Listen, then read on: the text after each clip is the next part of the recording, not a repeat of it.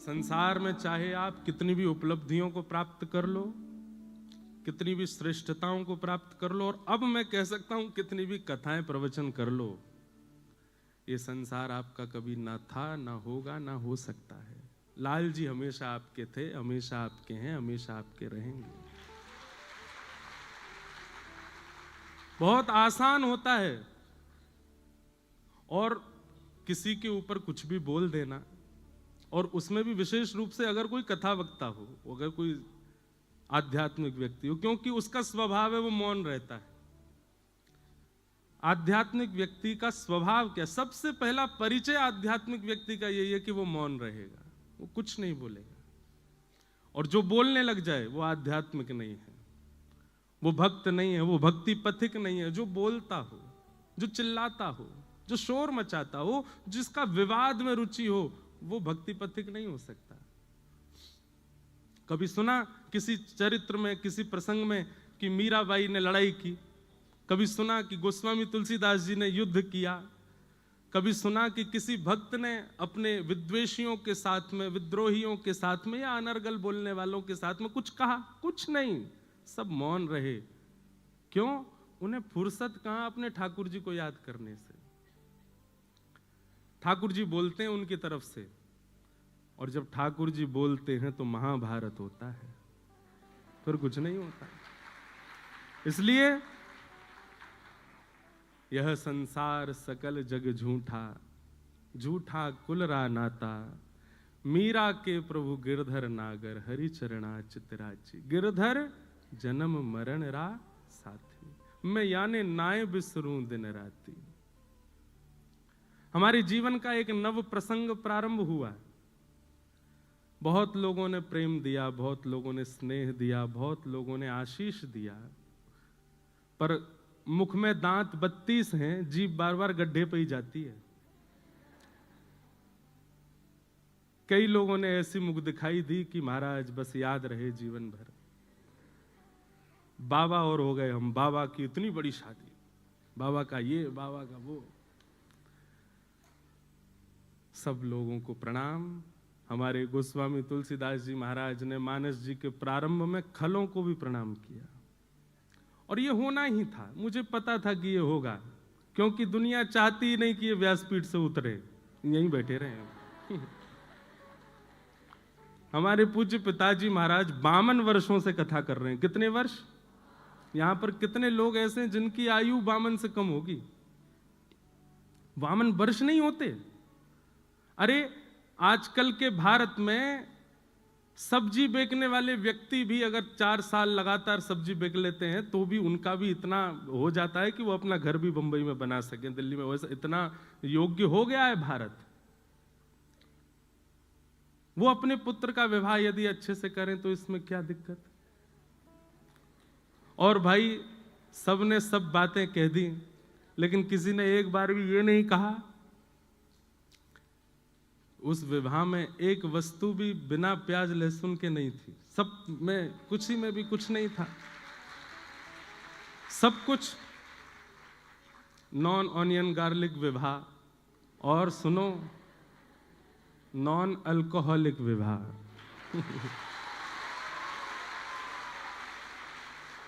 मुझे बहुत लोग बोले ये बोलना, वो बोलना, ये मत बोलना, ये। मैंने कि मैं कुछ नहीं, कथा करने जा रहा हूं। भट्टी जी ने मुझको आमंत्रित किया है, पर ठीक है, बोलना तभी चाहिए जब साथ में कोई खड़ा हो। और मेरे पास मेरी भागवत जी हैं, इनके सानिध्य में आकर के मैं थोड़ा तो कुछ कह सकता हूं, नहीं तो अतिशय मौन भी दोष धारण करा देता है, दोष को प्रकट कर देता है। लोगों को कुछ भी दिखा, पर मुझे उसमें भी मेरा एक उद्देश्य था। भक्ति पथ पर हजारों लाखों बालक मेरे साथ चल रहे हैं, सबको लेकर के मैं चल रहा हूं। हमारे लाल जी को प्राप्त करने के लिए सबकी आवश्यकता है, माँ पिता बंधु बांधव, और एक गृहस्थी को जिस नव पड़ाव की आवश्यकता थी वह भी हुआ। परंतु सब समाज संसार के लोग हैं, सबको हम प्रणाम करते हैं, सबको हम वंदन करते हैं। आपसे हम प्रार्थना करते हैं, आप भी मौन रहना शुरू करो। भैया जीवन के 4 ही दिन बचे हैं, बहुत लंबा समय नहीं है हमारे पास में। एक दूसरे को पकड़ के नीचे गिराना, ये करना वो करना, उसकी निंदा स्तुति करने में समय निकल जाएगा। भगवत प्राप्ति कब करोगे फिर? अगर उसी बीच में प्राण निकल गए तो ठाकुर जी की प्राप्ति कैसे होगी? इसलिए सब विषय विकारों को छोड़ो, ठाकुर जी की सेवा में लगो, ठाकुर जी की सेवा भाव से करो। हमारा उद्देश्य, मैं तो पहले ही कहा है हमेशा, कि आप एक चूक करके तो देखो, चूक नहीं भी करो तो भी लोग आपको पकड़ेंगे। ये संसार का नियम है, स्वभाव है, स्वरूप है। और उसमें भी आध्यात्मिक व्यक्ति पर तो कीचड़ उछालना सबसे आसान होता है, क्योंकि उसका स्वभाव मौन होता है। इसलिए मौन रहिए, अपना हरिनाम कीजिए, भजन कीजिए, तैयार रहिए। जब व्यास जी नहीं बचे तो हम तो श्रोता हैं, हमको भी पकड़ा जा सकता है। तो इसलिए बस ठाकुर जी की नजरों में राजी रहो, बाकी संसार की नजरों में तो कभी राजी आप हो ही नहीं सकते, कभी आप अच्छे हो ही नहीं सकते। खूब प्रसन्नता से मुंबई कथा में महाराष्ट्र के भक्तों के चरित्र हम लोग सुनेंगे, भागवत की कथा होगी, और इतना आनंद लेना है, इतना आनंद करना है कि सभागृह की जो ये मंजिला है, एक तो बहुत सुंदर, मैं तो देख के ही आश्चर्यचकित हो गया। श्रोता सिर पे बैठे हैं व्यास जी के और इतने आनंद के साथ बैठे हैं। अच्छा है, व्यास जी नीचे रह गए, श्रोता ऊपर पहुंच गए हैं। हाँ, आशीर्वाद और दे रहे हैं व्यास जी को, ऐसी कथा सुनाते रहे। अच्छा है, आप सब लोग खूब भाव से कथा सुन रहे हैं। हमें तो ये लग रहा आज तो पहला ही दिन है, और आज मंगलवार और है। अब भट्ट जी क्या करेंगे आप कल से तो और लोग आने वाले हैं। यहाँ जगह की कमी है, बाहर इतनी लंबी लाइन लग रही थी, मैं तो देख के ही हैरान। लेकिन अच्छा है, 7 दिन वो आनंद करना है जो इस साल में नहीं हुआ होगा, और वो मुंबई में करना है। हम वापस अपनी राह पर, जैसे कोई व्यक्ति अपने मार्ग पर चलता है, थोड़ी देर के लिए स्टॉपेज लेता है, चाय नाश्ता करके वापस गाड़ी में बैठ जाता है। तो 10 साल से हमारी गाड़ी चल रही थी भागवत जी की, 1 महीने का थोड़ा ये स्टॉपेज लेके अब हम दोबारा से आ गए। अब ये स्टॉपेज अंतिम श्वास तक आएगा ही नहीं। अब तो 20 जुलाई 2015 को हम व्यासपीठ पे बैठे थे, उसके बाद में पहली बार एक विश्राम इतना लंबे समय का अभी हुआ। पर आज 23 दिसंबर 2025 को हम बैठे हैं। अब तो ये अंतिम श्वास तक नहीं होगा विश्राम, अब तो ये चलता रहेगा। अब जो भी हमारे जीवन का होना था वो हो लिया, अब इससे ज्यादा कुछ होगा नहीं। तो अब तो बस लाल जी की राह पर हैं। आप सब लोग बस ऐसे ही आनंद से रहिएगा, खूब प्रसन्न रहो, खूब आनंद से रहो। अन्यस्य दोष गुण चिंतन माशु मुक्त्वा।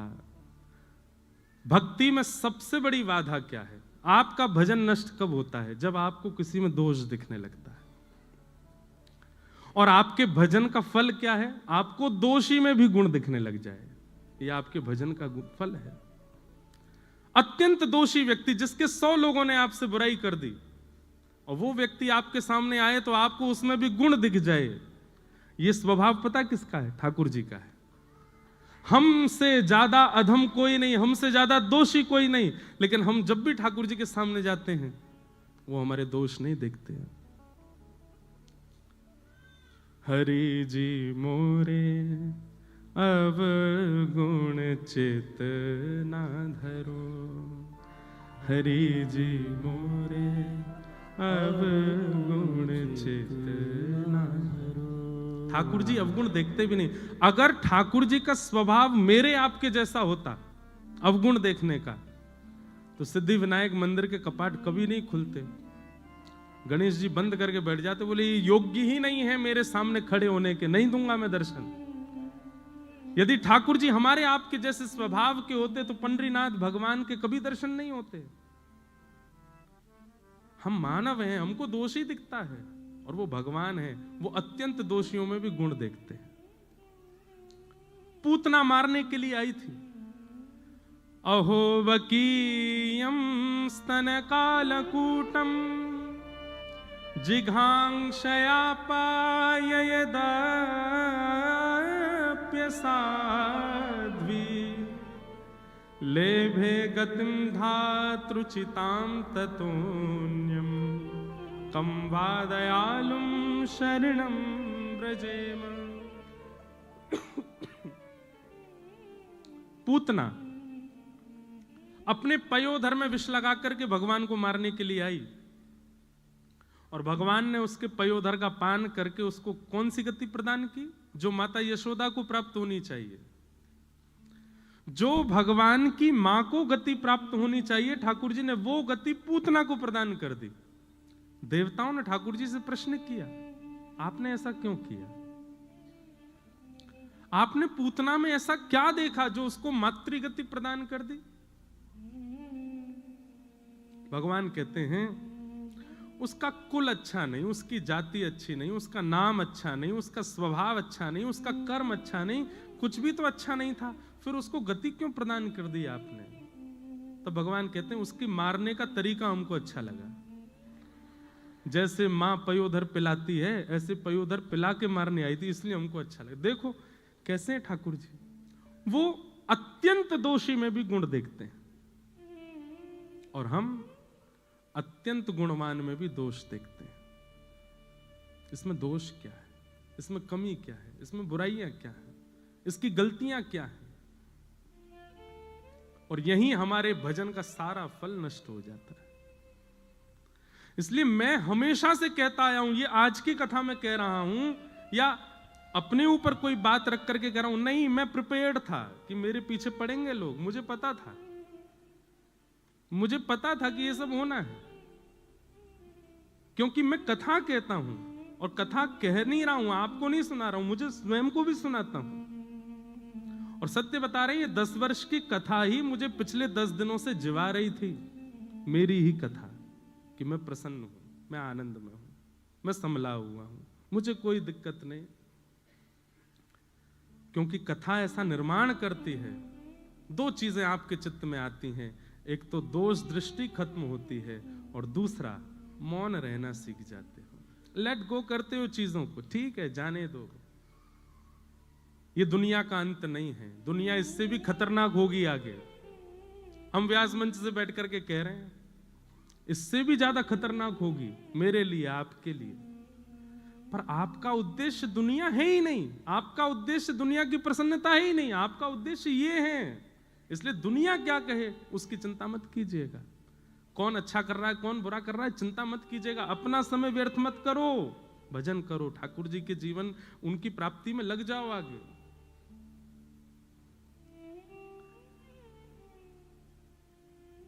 अन्यस्य दोष गुण चिंतन माशु मुक्त्वा, दूसरे में दोष मत देखो। पुणे के पास में एक गांव है, उसका नाम है पुरंदरपुर। क्या नाम है? वहां पर एक व्यक्ति रहते थे, उनका नाम था पुरंदर। थे तो वो ब्राह्मण, लेकिन अपने स्वभाव से, अपने कर्म से बिल्कुल दूषित, किसी भी प्रकार से ब्राह्मणत्व उनके अंदर दिखाई नहीं देता था। लेकिन उनकी पत्नी थी सरस्वती बाई। सब लोग इधर देखना, ऊपर वाले भी, बीच वाले भी, नीचे वाले भी, भूवस्व ये भू है तो बीच वाले भुव, ऊपर वाले स्वर्ग, हम पता नहीं कहां वैकुंठ ये वैकुंठ है। हाँ वैकुंठ ही तो है, व्यासपीठ वैकुंठ है, क्योंकि तीनों को देख रही है, भू को भी देख रही है, भुवः को भी देख रही है, स्वर्ग को भी देख रही है। बहुत ध्यान से सुनिएगा, बड़ी प्यारी कथा है, मुझे बहुत प्रिय लगती है। और अब तो ये विराजमान हैं मंच पर, तो इन्हीं का ही प्रसंग चलने वाला है। श्री ज्ञानेश्वर महाराज, ज्ञानेश्वर माऊली, जिनको महाराष्ट्र में सब लोग माँ कहते हैं, यही माँ है। और संत श्री तुकाराम जी महाराज, इन दोनों, पूरी दुनिया इनका कीर्तन करती है, ठाकुर जी का, जय जय राम कृष्ण हरि, पर ठाकुर जी इन दोनों का कीर्तन करते हैं, ज्ञानेश्वर माऊली। ज्ञानोबा तुकाराम, ज्ञानोबा तुकाराम, ज्ञानोबा तुकाराम, इनका कीर्तन ठाकुर जी करते हैं। हमारे इष्ट भगवान हैं और भगवान के इष्ट भक्त हैं, ठाकुर जी के इष्ट हैं ये। ठाकुर जी भक्तों को अपना इष्ट मानते हैं। अनुब्रजाम में हम नित्यम पूये ये तन्य रेणु भी, कितना सुंदर भाव कहते हैं ठाकुर जी कि मैं अपने भक्तों के पीछे कैसे चलता हूं, जैसे गैया के पीछे बछड़ा चलता है, उसकी रज में सना हुआ, उसके रज में लिपा हुआ, ऐसे मैं अपने भक्तों के पीछे पीछे चलता हूं। ज्ञानोबा तुकाराम, भक्ति काल के सबसे पहले भक्त भारत के श्री ज्ञानेश्वर माऊली, और भक्ति शतक के एक प्रकार से विश्राम श्रेणी में भक्त जो हुए उनमें श्री तुकाराम जी, तो संपूर्ण भक्त इनके बीच में आ जाते हैं, इसलिए ठाकुर जी इन दोनों का कीर्तन करते हैं, ज्ञानोबा तुकाराम। तो इन्हीं बीच में एक भक्त हुए, उनका नाम था पुरंदर, पर वो भक्त नहीं थे, महासंसारी व्यक्ति। बहुत ध्यान से सुनना है। पुणे के पास में व्यापार करते थे, दुकान थी उनकी।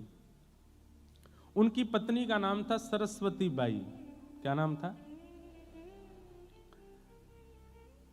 कंजूस एक नंबर के थे।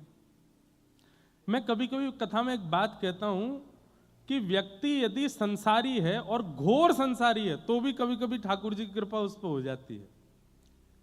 ये बिचले जो होते हैं ना, भक्त भी हैं संसारी भी हैं, उन पर ठाकुर जी कई बार दृष्टि कम करते हैं, या तो पूर्ण रूपेण भक्त हो या पूर्ण रूपेण संसारी हो। संसार प्रिय लगता है तो पूरे पूरे संसार के हो जाओ, ठाकुर जी प्रिय लगते हैं तो पूरे पूरे ठाकुर जी के हो जाओ। तो पुरंदर जी जो थे ये पूरे पूरे संसारी थे, लेकिन इनकी पत्नी परम भक्त सरस्वती बाई।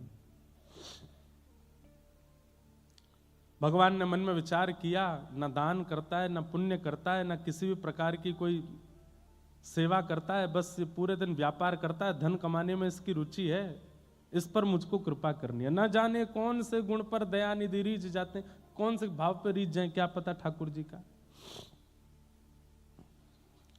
अच्छा, एक बात और मैं स्पष्ट कर दूं, महासंसारी तो है, महासंसारी है, लेकिन वैष्णव अपराध से बचा हुआ है तो ठाकुर जी की कृपा होगी। लेकिन महासंसारी है और वैष्णव अपराध भी करता है तो ठाकुर जी की कृपा नहीं होगी। ठीक है, संसार के विषय भोग विलास आदि सब में संलिप्त है, लेकिन अभी तक वैष्णव अपराध नहीं बना है उससे, तो हो सकता है कि ठाकुर जी की उस पर कृपा हो जाए। बंधुओं, भक्तों को किसी से नहीं डरना चाहिए सिवाय एक के, वैष्णव अपराध। कभी किसी भक्त का अपराध ना हो जाए, किसी वैष्णव का अपराध ना हो जाए, किसी भगवत स्वरूप वाले का आपसे अपराध ना बन जाए, बस इससे डरिएगा और कुछ नहीं। हम तो हमेशा कथा में कहे, ठाकुर जी की भोग में कोई कटौती हो जाए चलेगा, ठाकुर जी के श्रृंगार में दिक्कत हो जाए चलेगा, ठाकुर जी की सेवा में दिक्कत हो चलेगा, पर ठाकुर जी का नाम गाने वाले किसी की सेवा में कभी कोई अपराध मत करिएगा, वो अपराध है, उससे ठाकुर जी क्षमा नहीं करते। तो पुरंदर दास जी जो थे, इनसे वैष्णव अपराध नहीं हुआ था अभी तक, लेकिन ये महासंसारी थे। एक बार ठाकुर जी के मन में आया कि मुझे इन पर कृपा करनी है, और किस लिए कृपा करनी है? क्योंकि पत्नी परम भक्ता है।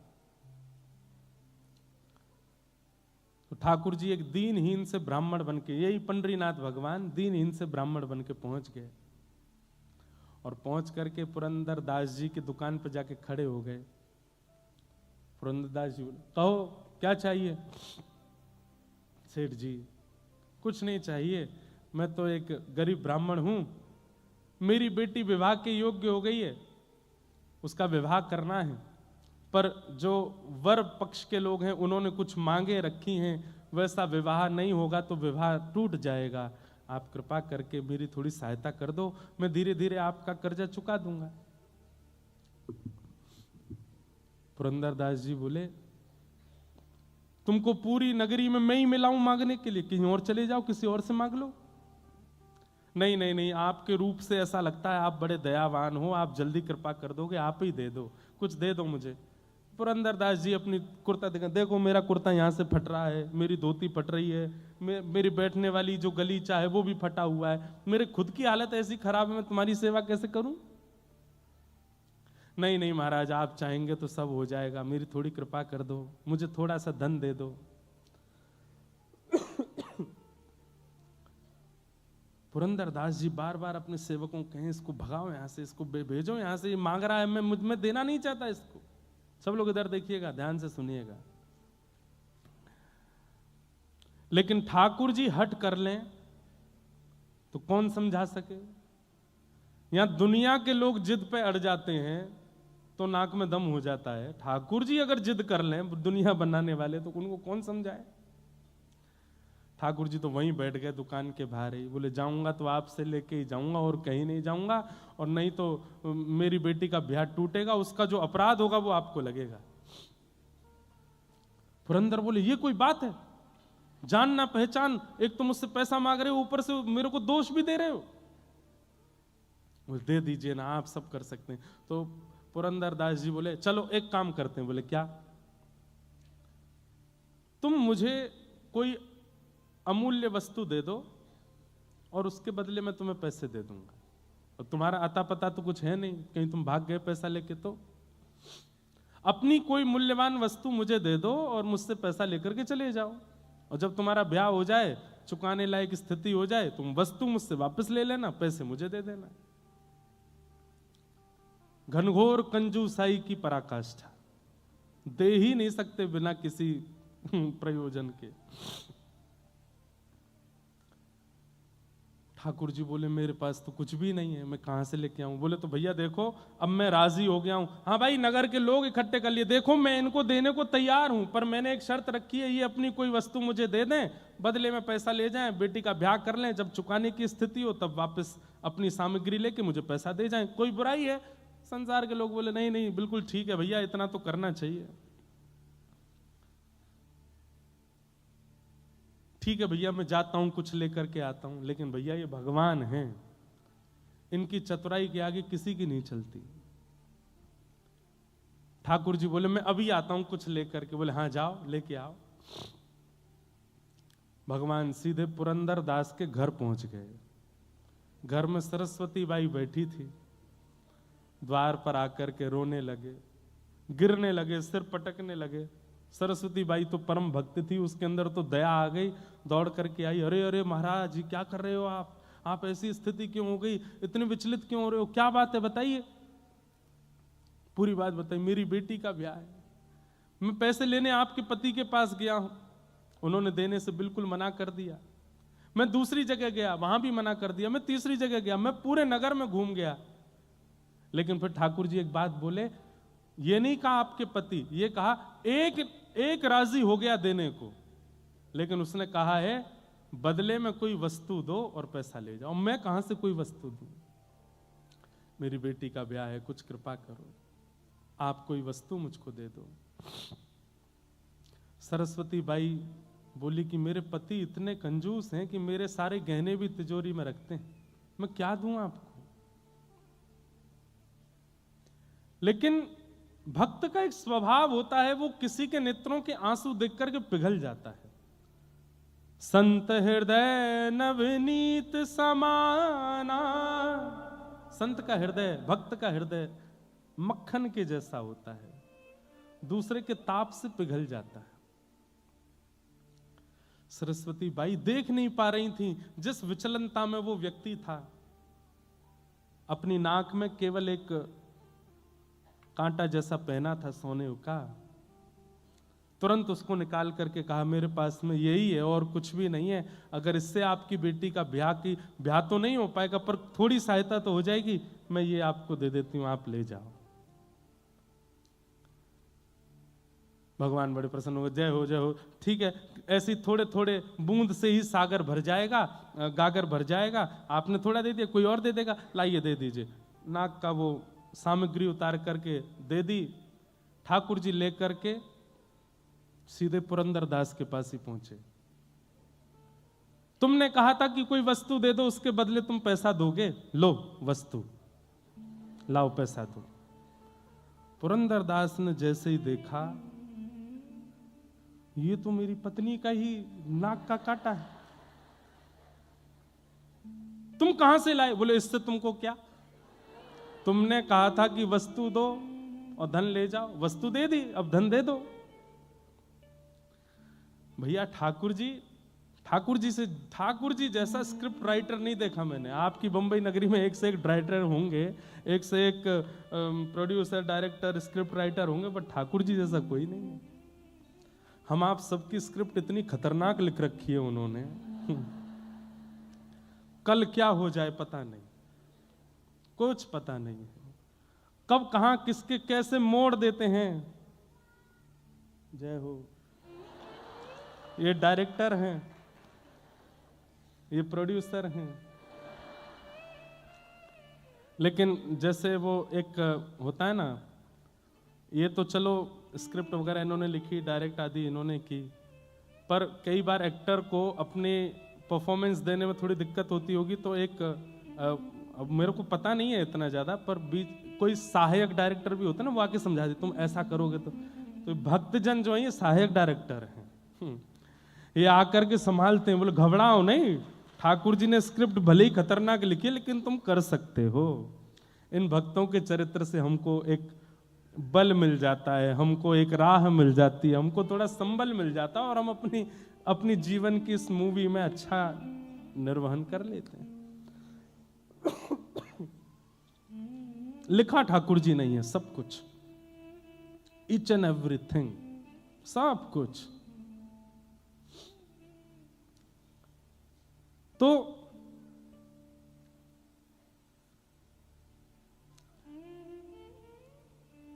ठाकुर जी पहुंच गए, वो नाक की बाली दे दी, नाक का कांटा दे दिया, बोले लो वस्तु लो, पैसा दो। तो पुरंदर को यह बात पता है कि मेरी पत्नी स्वभाव से बड़ी दयावान है, और उसी ने दया करके बिना मुझसे पूछे, बिना मेरी आज्ञा के अपनी नाक की एक कांटा निकाल करके दे दिया। इसको तो मैं पैसा दे देता हूं, लेकिन आज अपनी पत्नी को नहीं छोड़ूंगा। भगवान को जितना जरूरत थी उतना पुरंदरदास ने दे दिया, और उस नाक के कांटे को अपनी तिजोरी में रख के ताला लगा करके, और दुकान में जो काम करते थे सबसे कहा आप सबकी छुट्टी है, जाओ। सेठ जी अभी तो समय हुआ नहीं, आज जाओ। और ताम्रवर्ण हो रहा था मुक्का, आज अपनी पत्नी को नहीं छोड़ूंगा। दुकान बंद की। तो दुकान में एक कार्य करता था, वो इनकी पत्नी को बहुत मानता था, उसकी भी वो सहायता करती थी।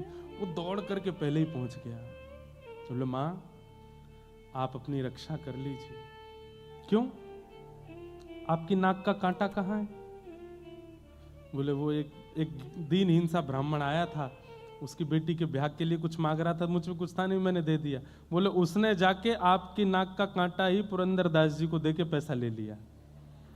अब वो आपके ऊपर आ रहे हैं, बड़े रोष में हैं और कुछ करने की स्थिति में हैं। मां आप अपनी रक्षा करना। सरस्वती बाई घबरा गई। घर में चित्र लगा था श्री पंडरीनाथ भगवान का, चरणों में प्रणाम किया। मैंने कुछ अपराध नहीं किया, केवल वैष्णव भक्ति की सेवा की, और उसके फल में अगर पतिदेव मारने के लिए आ रहे हैं तो मैं अपने पति को रोष युक्त नहीं देख सकती। मैं पतिव्रता नारी हूं, मैं अपने पति को सदा प्रसन्न मुद्रा में देखना चाहती हूं, मैं अपने पति को सदा आनंद मुद्रा में देखना चाहती हूं। वो उठा करके मुझ पर कुछ प्रहार करें, ये उनका राक्षस स्वरूप में देख नहीं पाऊंगी, मुझसे देखा नहीं जाएगा। लेकिन वो मानेंगे नहीं, वो आकर के मुझ पर प्रहार करेंगे, मैं उनको उस रूप में नहीं देखना चाहती। इसलिए पंडरीनाथ, आत्महत्या करना वैसे तो महापाप की श्रेणी में आता है, पाप नहीं महापाप। 2000 वर्ष के लिए नरक योनि और कितने हजार वर्षों के लिए प्रेत योनि प्राप्त होती है उसको, जो इस प्रकार से आत्महत्या करे। आत्महत्या करना वैसे तो महापाप है, पर मैं अपने पति को इतने रोष में नहीं देख सकती, इसलिए मैं आत्महत्या कर रही हूं। और विष लेकर के अपने मुख की ओर जैसे ही लेने लगी, नेत्रों से आंसू, सामने पंडरीनाथ भगवान का चित्र है और बार बार कह रही है, पंडरीनाथ मुझे क्षमा कर देना, मुझसे अपराध, मैंने अपराध नहीं किया, लेकिन मैं अपने पति को ऐसे नहीं देख सकती। जैसे ही विषपान करने लगी, इतनी खन्न से आवाज हुई, ऊपर से ठाकुर जी के चित्रपट के पास से ही वो नाग का कांटा आकर के कटोरी में गिरा, और जैसे ही वो कांटा कटोरी में आकर के गिरा, इतने में ही पति का आना हुआ। पति ने आकर के किवाड़ बंद करी, ढूंढने लगा कोई सामग्री मिले मुझे, और कुछ हाथ में लेकर के खड़ा हो गया सामने। ए सरस्वती बाई जी, तेरे नाक का कांटा कहां है, जल्दी दिखा मुझे। उसने तुरंत कटोरी में जो विष था उसमें हाथ डाल करके निकाला और दिखा दिया, बोले ये है। पुरंदरदास बोले इधर दिखा, देख करके देखा तो वही कांटा था। बोले असंभव, ये हो ही नहीं सकता, ये तो मैं अपनी तिजोरी में रख करके ताला लगा करके आया हूं, तेरे पास कैसे आ गया। रुक, यहीं रुक, मैं अभी आता हूं। दौड़ करके अपनी दुकान पर फिर से गए, दुकान खोल करके तिजोरी खोल करके देखा तो कांटा वहां नहीं था। लौट करके आए, ये कैसा जादू सीख के आई है तू, वो कांटा मेरे पास मैंने बंद करके रखा, तेरे पास दोबारा कैसे आया, और ये सब व्यवस्था कैसे बनी, मुझे जल्दी बता। नेत्र भर गए आंसुओं से और चरण पकड़ करके बोली, सब पंडरीनाथ की कृपा है। एक विरक्त एक परम ब्राह्मण मेरे द्वार पर आके रोने लगा, मैंने उसको दिया, मुझे पता चला कि उसने वो कांटा जाके आपको दिया और आप रोष में मुझे मारने आ रहे हैं। मैं आपको उस रूप में नहीं देखना चाहती थी, इसलिए विषपान कर रही थी, पंडरीनाथ के सामने रो रही थी कि हे पंडरीनाथ, मैं अपने पति को ऐसे नहीं देख सकती, मैं आत्महत्या कर रही हूं। उसी समय पता नहीं कहां से ये कटोरी में गिर गया। मुझे तो ऐसा लगता है वो ब्राह्मण कोई और नहीं थे, वो साक्षात पंडरीनाथ ही थे। मुझे और आपको अपने चरणों में लगाने के लिए, स्वीकार करने के लिए, अंगीकार करने के लिए ये पूरी लीला की थी। पुरंदरदास के नेत्र बंद हो गए और वो छवि दिखने लगी, कैसे मेरी दुकान पर आकर के बार बार कह रहे थे कि धन दे दो, मेरी बेटी का ब्याह है, उसके लिए थोड़ी सेवा कर दो। वो स्वरूप बार बार दिखे, और जो वृद्ध ब्राह्मण का स्वरूप था वो नेत्रों में अब वृद्ध ब्राह्मण नहीं दिख रहा है, सांवरे सलोने ठाकुर जी ही दिख रहे हैं कि वही द्वार पर खड़े थे, वही मांग रहे थे, वही बार बार जिद कर रहे थे। पुरंदरदास रोने लगा, पत्नी का हाथ पकड़ा, देवी अभी चलो। बोले कहां? बोले पंढरपुर चलो। उसी समय अपनी पत्नी के साथ घर बार सब छोड़ करके पंढरपुर चले गए, और ईंट पर खड़े हुए अपनी भुजा पर हाथ रख करके श्री पंडरीनाथ भगवान के सामने जाकर के पुरंदरदास ने अपने जीवन का शेष समय ठाकुर जी को अर्पित कर दिया। ठाकुर जी के जीवन को अर्पित हो गए। कान पकड़ के क्षमा मांगी, नाथ मुझे क्षमा कर दो, मैंने अपराध किया। और पुरंदरदास जी का फिर नियम हो गया, हर दिन जाते और ठाकुर जी से केवल क्षमा मांग करके ये कहते, मुझे दंड दीजिए, मुझे दंड दीजिए। जितना मेरी दृष्टि में मुझे समझ में आया, अधिक भी हो सकते हैं। भगवान से पीड़ा दो लोगों ने मांगी है, या तो द्वापर युग में कुंती ने मांगी है, या कलयुग में पुरंदरदास ने मांगी है। ठाकुर जी से पीड़ा मांगी। वहां कुंती भगवान से कहती है कि नाथ मेरे जीवन में पीड़ा दे दीजिए, दुख दे दीजिए, दारिद्र्य दे दीजिए, कष्ट दे दीजिए। और यहां पुरंदरदास नित्य पंडरीनाथ भगवान से कहते हैं कि मुझे कष्ट दे दीजिए, दुख दे दीजिए। क्यों? क्योंकि मैंने आपके रूप को नहीं पहचाना, आपके स्वरूप को नहीं जाना। नित्य ठाकुर जी से प्रार्थना करते। एक दिन ठाकुर जी प्रसन्न होकर प्रकट हो गए, और प्रकट होकर के बोले, ए पुरंदरदास, क्या रोज कहता है कि मुझे कष्ट दे दो, मुझे दंड दे दो। बोले प्रभु, जब तक दंड नहीं दोगे मेरे हृदय को शांति नहीं मिलेगी। बंधुओं, ये भी एक वैष्णव का स्वरूप है। बहुत ध्यान से सुनिएगा। गलती करने के बाद अपने अपराध का बोध तो सबको हो जाता है, पर अपराध बोध में ठाकुर जी से प्रार्थना करना कि इस अपराध का थोड़ा दंड मुझे दीजिए, ये वैष्णव ही कर सकता है। संसारी व्यक्ति तो भागेगा, मैंने कुछ नहीं किया, और किया तो क्या, मैंने स्वीकार कर लिया, अब मुझे दंड नहीं मिलना चाहिए, अब मुझे पीड़ा नहीं मिलनी चाहिए। पर वैष्णव तो उसके प्रति दंड मांगता है कि मुझे दंड दीजिए।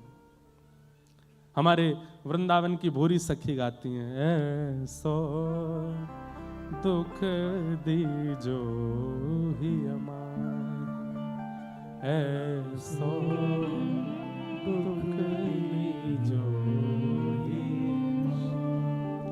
बिन पद कंज छटा दृग देखे, बिन पद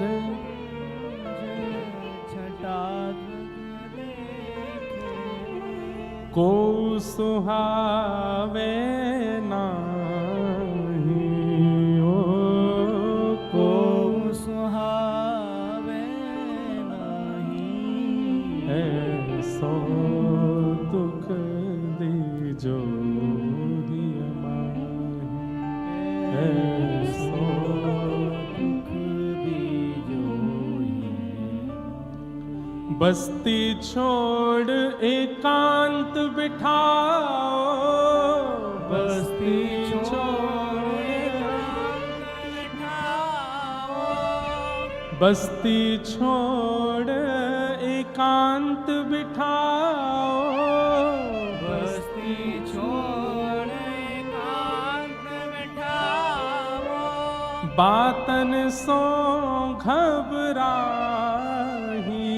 हो, बातन सो घबराही, भोरी ऐसे दुख बिन प्यारी, भोरी ऐसी दुख बिन प्यारी, जीवन व्यर्थ गवाही, ऐसो दुख दीजो ही अमार, ऐसो दुख दीजो ही अमार। वैष्णव यदि कभी कुछ कर देता है ना, उसे शांति नहीं मिलती तब तक जब तक वो ठाकुर जी से प्रार्थना ना कर ले कि मुझे दंड दीजिए नाथ, मुझसे गलती हुई है, मुझसे अपराध हुआ है। वो ठाकुर जी से दंड की याचना करता है। देना ना देना ये उनके हाथ में है, लेकिन वो याचना करेगा, मुझसे ये गलती हुई नाथ, इसका मुझे प्रायश्चित नहीं करना, इसका मुझे अपराध बोध हुआ है, पर मुझे तब तक शांति नहीं मिलेगी जब तक आप इसका मुझे सूक्ष्म दंड नहीं देंगे। वो दंड की याचना स्वयं करता है ठाकुर जी से। पुरंदरदास जी कहने लगे, नाथ मेरे द्वार पर आकर के आप मांग रहे थे और मैंने शाम तक बिठा करके आपको रखा, दंड तो मुझे मिलेगा, तब तक मुझे शांति नहीं मिलेगी, दंड दीजिए। तो ठाकुर जी बोले, ठीक है हम एक दंड देते हैं। क्या? भारतवर्ष में जितने भी तीर्थ हैं और जितने भी मेरे मंदिर हैं, सबका पत्नी सहित दर्शन करके आओ, यही दंड है तुम्हारे लिए, जाओ। पुरंदरदास बोला, ये दंड है, ये दंड है, ये तो मेरे लिए आशीर्वाद है, ये तो मेरे लिए और सुख की स्थिति है, दंड दीजिए। तो ठाकुर रुक्मणी जी बोली, तो फिर एक काम करो। बोले क्या? जिस जिस तीर्थ में जाओगे वहां की मातृभाषा, वहां की जो लोक भाषा है, उस भाषा में एक पद गा करके वहां के ठाकुर जी को रिझाओ, ये दंड है। चलो, हाँ इसमें थोड़ा परिश्रम है, मैं महाराष्ट्र का हूं, मुझे मराठी आती है, अब मैं दक्षिण जाऊंगा, आंध्र प्रदेश जाऊंगा, केरला जाऊंगा, वहां जाऊंगा, वहां की भाषा में वहां का कीर्तन बनाना मेरे लिए कठिन होगा, ये दंड उचित है। और ये दंड पंडरीनाथ भगवान ने, इसको कहते हैं उत्सव दंड। उत्सव भी हो रहा था, दंड भी हो रहा था। अपनी पत्नी के साथ भारत के एक एक तीर्थ में गए और वहां की भाषा में जाकर के पुरंदरदास जी ने कीर्तन गाया, ठाकुर जी को रिझाया। ऐसे हमारे श्री पंडरीनाथ हैं। ये किसको कैसे कहां से किस भाव से स्वीकार कर लेते हैं भगवान जाने। और इनका दंड भी ऐसा होता है जैसे किसी को रुई के डंडा से मारा हो। कितने डंडे पड़े, 100 डंडे पड़े, पर डंडा रुई का था। ऐसे तो ये दंड देते हैं। इसलिए भैया इनके सन्मुख हो जाओ, संसार से ज्यादा मतलब रखो नहीं। हमारे ऊपर तो एक आरोप और लग गया है, दुनिया को बोला मोह माया से दूर, खुद की ऐसा ब्याह किया। हमने कहा भैया, किसी ने आकर के हमसे आज तक ये नहीं पूछा कि आप ठाकुर जी का उत्सव करते हो, उसमें कितना खर्चा होता है। आप इतनी बड़ी बड़ी कथाएं करते हैं, अपनी जेब से कितना कुछ कर देते हैं, कभी कोई नहीं आया पूछने के लिए। हमारे लाल जी का उत्सव होने वाला, बरसाना आके देखना, कोई नहीं पूछेगा। वहां तो हमारी जेब फटफटा जाती है, तब कोई नहीं पूछेगा। लेकिन भाई संसार के लोग बड़े संसारी ही हैं भैया, सबको प्रणाम है, ज्यादा हमें कुछ कहना वेना है नहीं। प्रसन्न रहो, लेना ना देना, मगन रहना, आनंद में रहो। लाल जी का ब्याहुला है 11 से 15 जनवरी तक। हमारी प्रार्थना बंबई वालों के लिए, हम आ गए, अब आप आना ठाकुर जी के उत्सव में। हम देखो सुनो, एक बात और, बुला तो रहे हैं लेकिन अपनी व्यवस्था आप करवा लेना, क्योंकि वहां जगह बची नहीं है। हमने पंडाल वंडाल तो खूब बड़े बड़े कर दिए हैं, सब कुछ करने का प्रयास किया है अच्छे से। रहने खाने की, भोजन की व्यवस्था भी सबकी कर रहे हैं, पर रहने की व्यवस्था बरसाना में तो कुछ बचा नहीं है। आसपास भी अगर कहीं मिल जाए तो आप लोग, लेकिन आना जरूर। अपने ब्याह में हम क्या बुलाते हैं आपको। वो तो हमारे, सही बता रहा हूं, मेरे बस का नहीं था। मैं तो केवल वहां कठपुतली की तरह था, बैठ जाओ, उठ जाओ, खा लो, पी लो, ये करो। अब मेरा अधिकार जिसमें है उसमें मैं आपको बुला रहा हूं। मेरे लाल जी का उत्सव है, हम बुला रहे हैं, सब लोग आइएगा, खूब भाव से पधारिए, खूब आनंद से, और खूब सहयोग भी वहां पर कीजिएगा। लग रहा हो कि भाई भंडारे में खूब लोग बैठे हैं तो स्वयं ही परोसने लगना। लग रहा है कि कोई व्यवस्था बनानी है तो स्वयं ही अपने आप से ही बनवा लेना। हमें तो घबराहट अब लाल जी के ब्याह की ज्यादा है कि सब ठीक से हो जाए, सब आनंद से हो जाए। लाला को राधा गिरधर लाल बनने वाले हैं, हमको तो उसकी ज्यादा चिंता हो रही है। मुझे दुनिया से नहीं कोई काम, मुझे दुनिया से नहीं कोई काम, ओ मैं तो रटू राधा राधा नाम, मैं तो रटू राधा राधा नाम, ओ मैं तो रटू राधा राधा नाम, मैं तो रटू राधा राधा नाम, दर्शन करूं सुबह शाम, दर्शन करूं शुभ शाम, बरसाना वीरज रजधानी, बरसाना वीरज रजधानी, बरसाना वीरज रजधानी, बरसाना वीरज रजधानी, जहाँ विराजे राधा रानी, जहाँ विराजे राधा रानी। मुंबई की कथा तब सार्थक मानिएगा, मुंबई की कथा तब सार्थक मानिएगा कि यहाँ बैठे बैठे लगे ही नहीं कि हम मुंबई में हैं, ऐसा लगे कि ब्रजमंडल में बैठे हैं।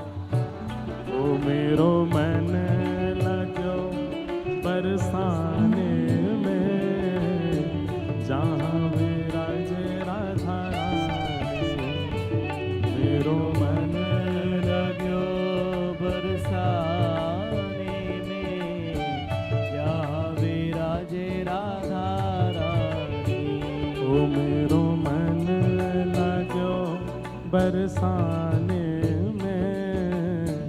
जहाँ विराजे राधा रानी, मेरो मन लगो बरसा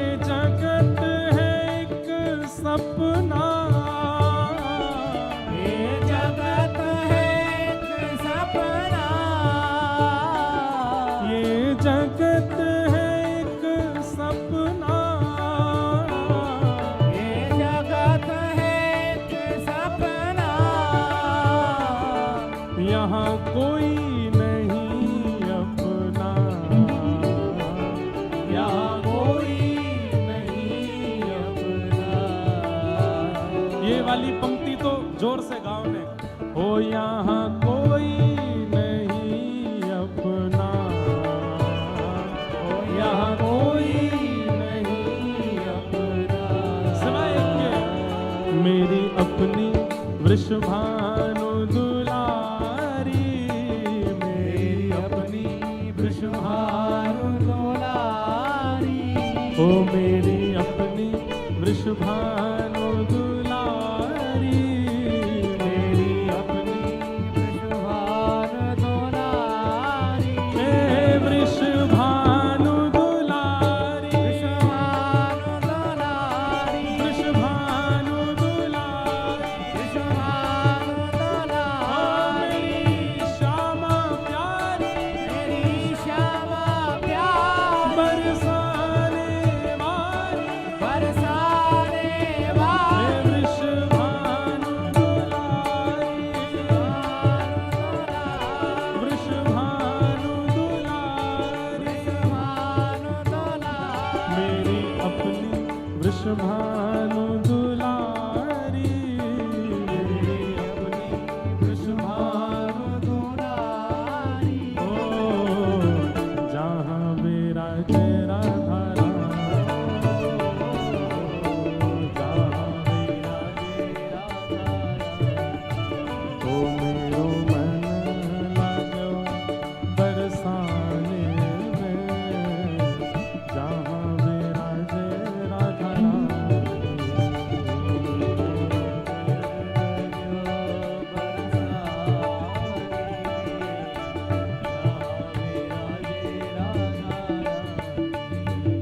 मन हटो है दुनिया दारी से, मन हटो है दुनिया दारी से, मन हटो है दुनिया दारी से, मन हटो है दुनिया दारी से, ओ जहाँ बहे हरा पानी, ओ जहाँ बहे हरा पानी, ओ मेरो मन लागो बरसाने में, जहाँ विराजे राधा राम, मेरो मन लागो बरसाने में,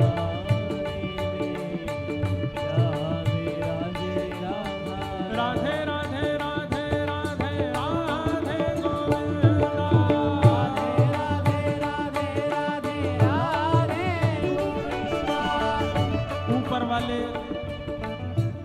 ऊपर वाले कूदना नहीं ज्यादा जोर से, नीचे वाले तो ठीक है, कहीं पता चलेगी इतनी, वैसे तो मजबूत होगा, कहीं आप नीचे नहीं आ जाओ, उस भाव से रहिएगा।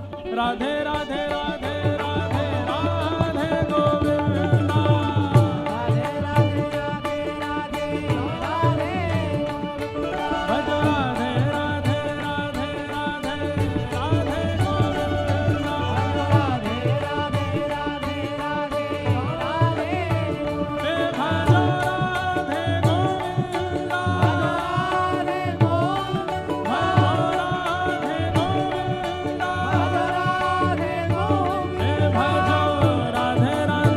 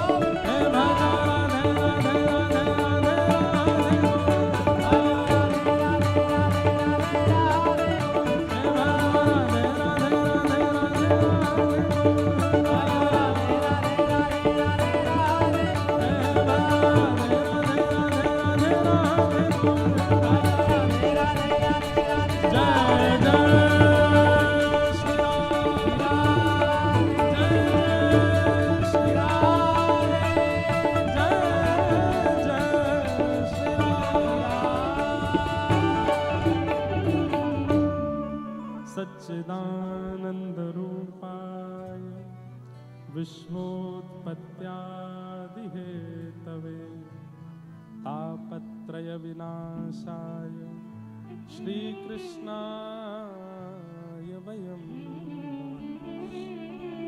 यं प्रव्रजन्तमनुपेतुमपेतकृत्यम् द्वैपायनो विरह कातर्या जुहाव पुत्रेति तन्मयतया तरवोऽभिनेदु तं सर्वभूतहृदयं मुनिमानतोऽस्मि।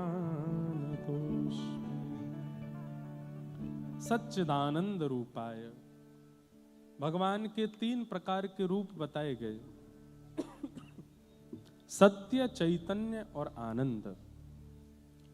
3 प्रकार के कर्म बताए गए, विश्वोत्पत्त्यादि हेतवे, और 3 गुण बताए, तापत्रय विनाशाय। ऐसे श्री कृष्णाय, हम सब ऐसे श्री कृष्ण को वयम नमः प्रणाम करते हैं। भगवान के 3 रूप, स्वरूप ठाकुर जी के अनेक हैं। जाकी रही भावना जैसी, प्रभु मूरत देखी तिन तैसी। जिसकी जैसी भावना है वैसे ठाकुर जी उसके स्वरूप में आते हैं। आपके महाराष्ट्र में पंढरपुर में पंडरीनाथ विठ्ठल भगवान बन के विराजमान है। दक्षिण में आप चले जाओगे, गुरुवायूर में ठाकुर जी छोटे कन्हैया के रूप में विराजमान हैं। उडुपी कृष्ण, वहाँ के स्वरूप अलग हैं। पद्मनाभ में ठाकुर जी का अलग स्वरूप है। श्रीरंगम में ठाकुर जी का अलग स्वरूप है। श्रीनाथ जी में ठाकुर जी का अलग स्वरूप है। द्वारिका में अलग स्वरूप है। बद्रीनाथ में अलग स्वरूप है।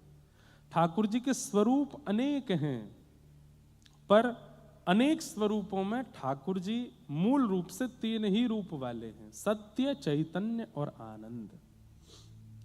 सबसे पहला ठाकुर जी सत्य हैं। एक बात बहुत ध्यान से सुनिएगा, ये 3 प्रकार की धारणा है जो प्रत्येक भक्त के अंदर अपने ठाकुर जी के प्रति होनी चाहिए। बहुत ध्यान से सुनिए। आप लड्डू गोपाल की सेवा करते हैं, आप मुरली मनोहर ठाकुर जी की सेवा करते हैं, आप चित्रपट के ठाकुर जी की सेवा करते हैं, आप श्रीनाथ जी की सेवा करते हैं। ये 3 प्रकार की धारणा आपके चित्त में होनी चाहिए। अपने ठाकुर जी के प्रति सत्य भाव, सत्य। मुझे दुनिया को सफाई देने की आवश्यकता नहीं, ये सब जानते हैं और इनको पता है। इसके बाद किसी और को पता हो ये आवश्यक नहीं। अब मेरे अंदर तो बार बार पद ही आते हैं। मैं तो गोविंद रा गुण गासूं, राणा जी रूठे तो मने काय करसी। मैं तो गोविंद रा गुण गासूं, राणा जी रूठे तो। हम गोविंद का गुण गा रहे हैं, अब दुनिया से हमको क्या। ये राणा कौन है? ये सब संसार के लोग ही राणा हैं। राणा भेजा विष का प्याला, पीकर मीरा नाची रे। हमको संसार को बहुत सफाइयां देना आवश्यक नहीं। हमारे ठाकुर जी को पता है, वो राजी रहें, बस उनका राजी होना आवश्यक है। तो वो सत्य हैं और वो जानते हैं कि क्या सत्य है, इसलिए ठाकुर जी को सत्य स्वरूप मानो। हां, एक भक्त का ये कॉन्फिडेंशियल होना चाहिए कि ऐसी कोई क्रिया ना हो जो ठाकुर जी को नहीं पता है। आपने ठाकुर जी से साझा नहीं की और आप उस क्रिया में प्रवेश कर गए, ठाकुर जी कहेंगे तेने तो मोते छुपाए लियो, अब कहा हुए को।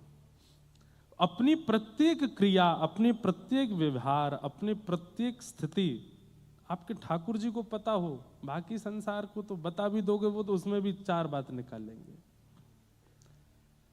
मैं तो गोविंद रा गुण गासूं। एक बात बंधुओं कहूं, चाहे मानसिक रूप से, चाहे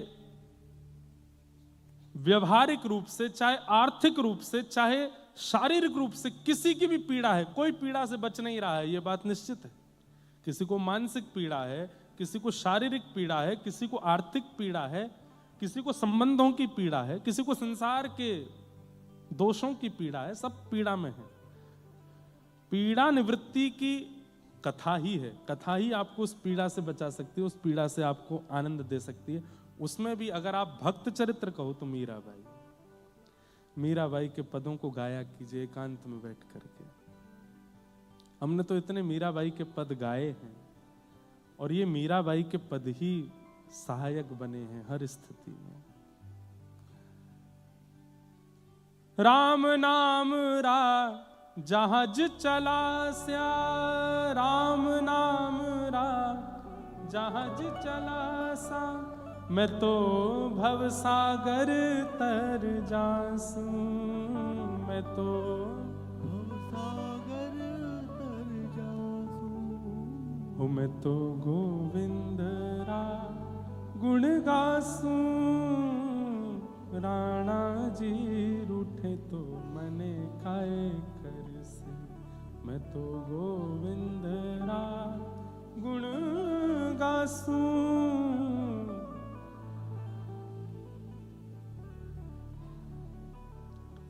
यह संसार बाढ़ का कांटा, यह संसार बाढ़ का कांटा, मैं या संगत नहीं जासू, मैं या संगत नहीं जासू।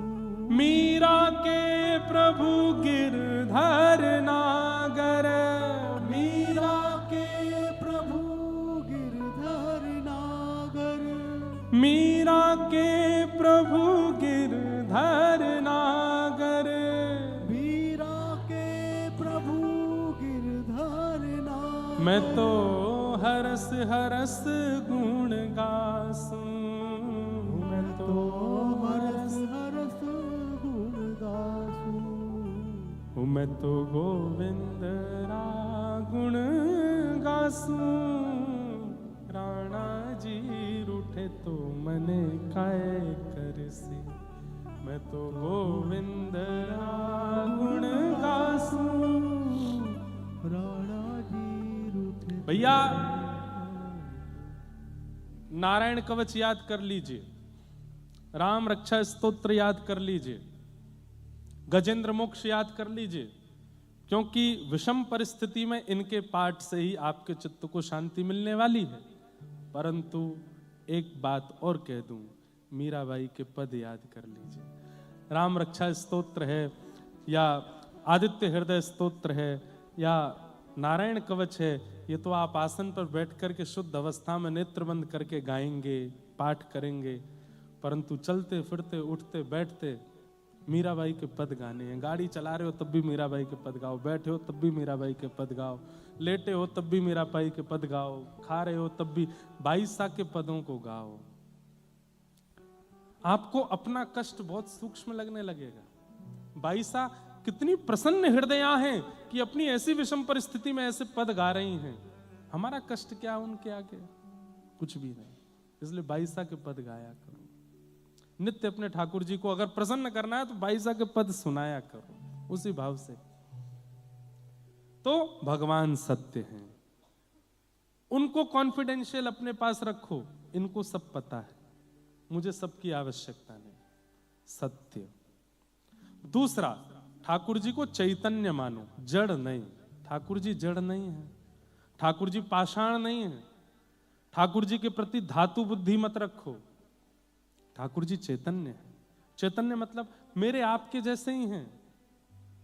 उनके प्रति चैतन्य बुद्धि रखनी पड़ेगी। उन्हें सब पता है, वो सब जानते हैं, उन्हें सब अनुभव होता है। ये विश्वास आपको अपने चित्त में रखना पड़ेगा।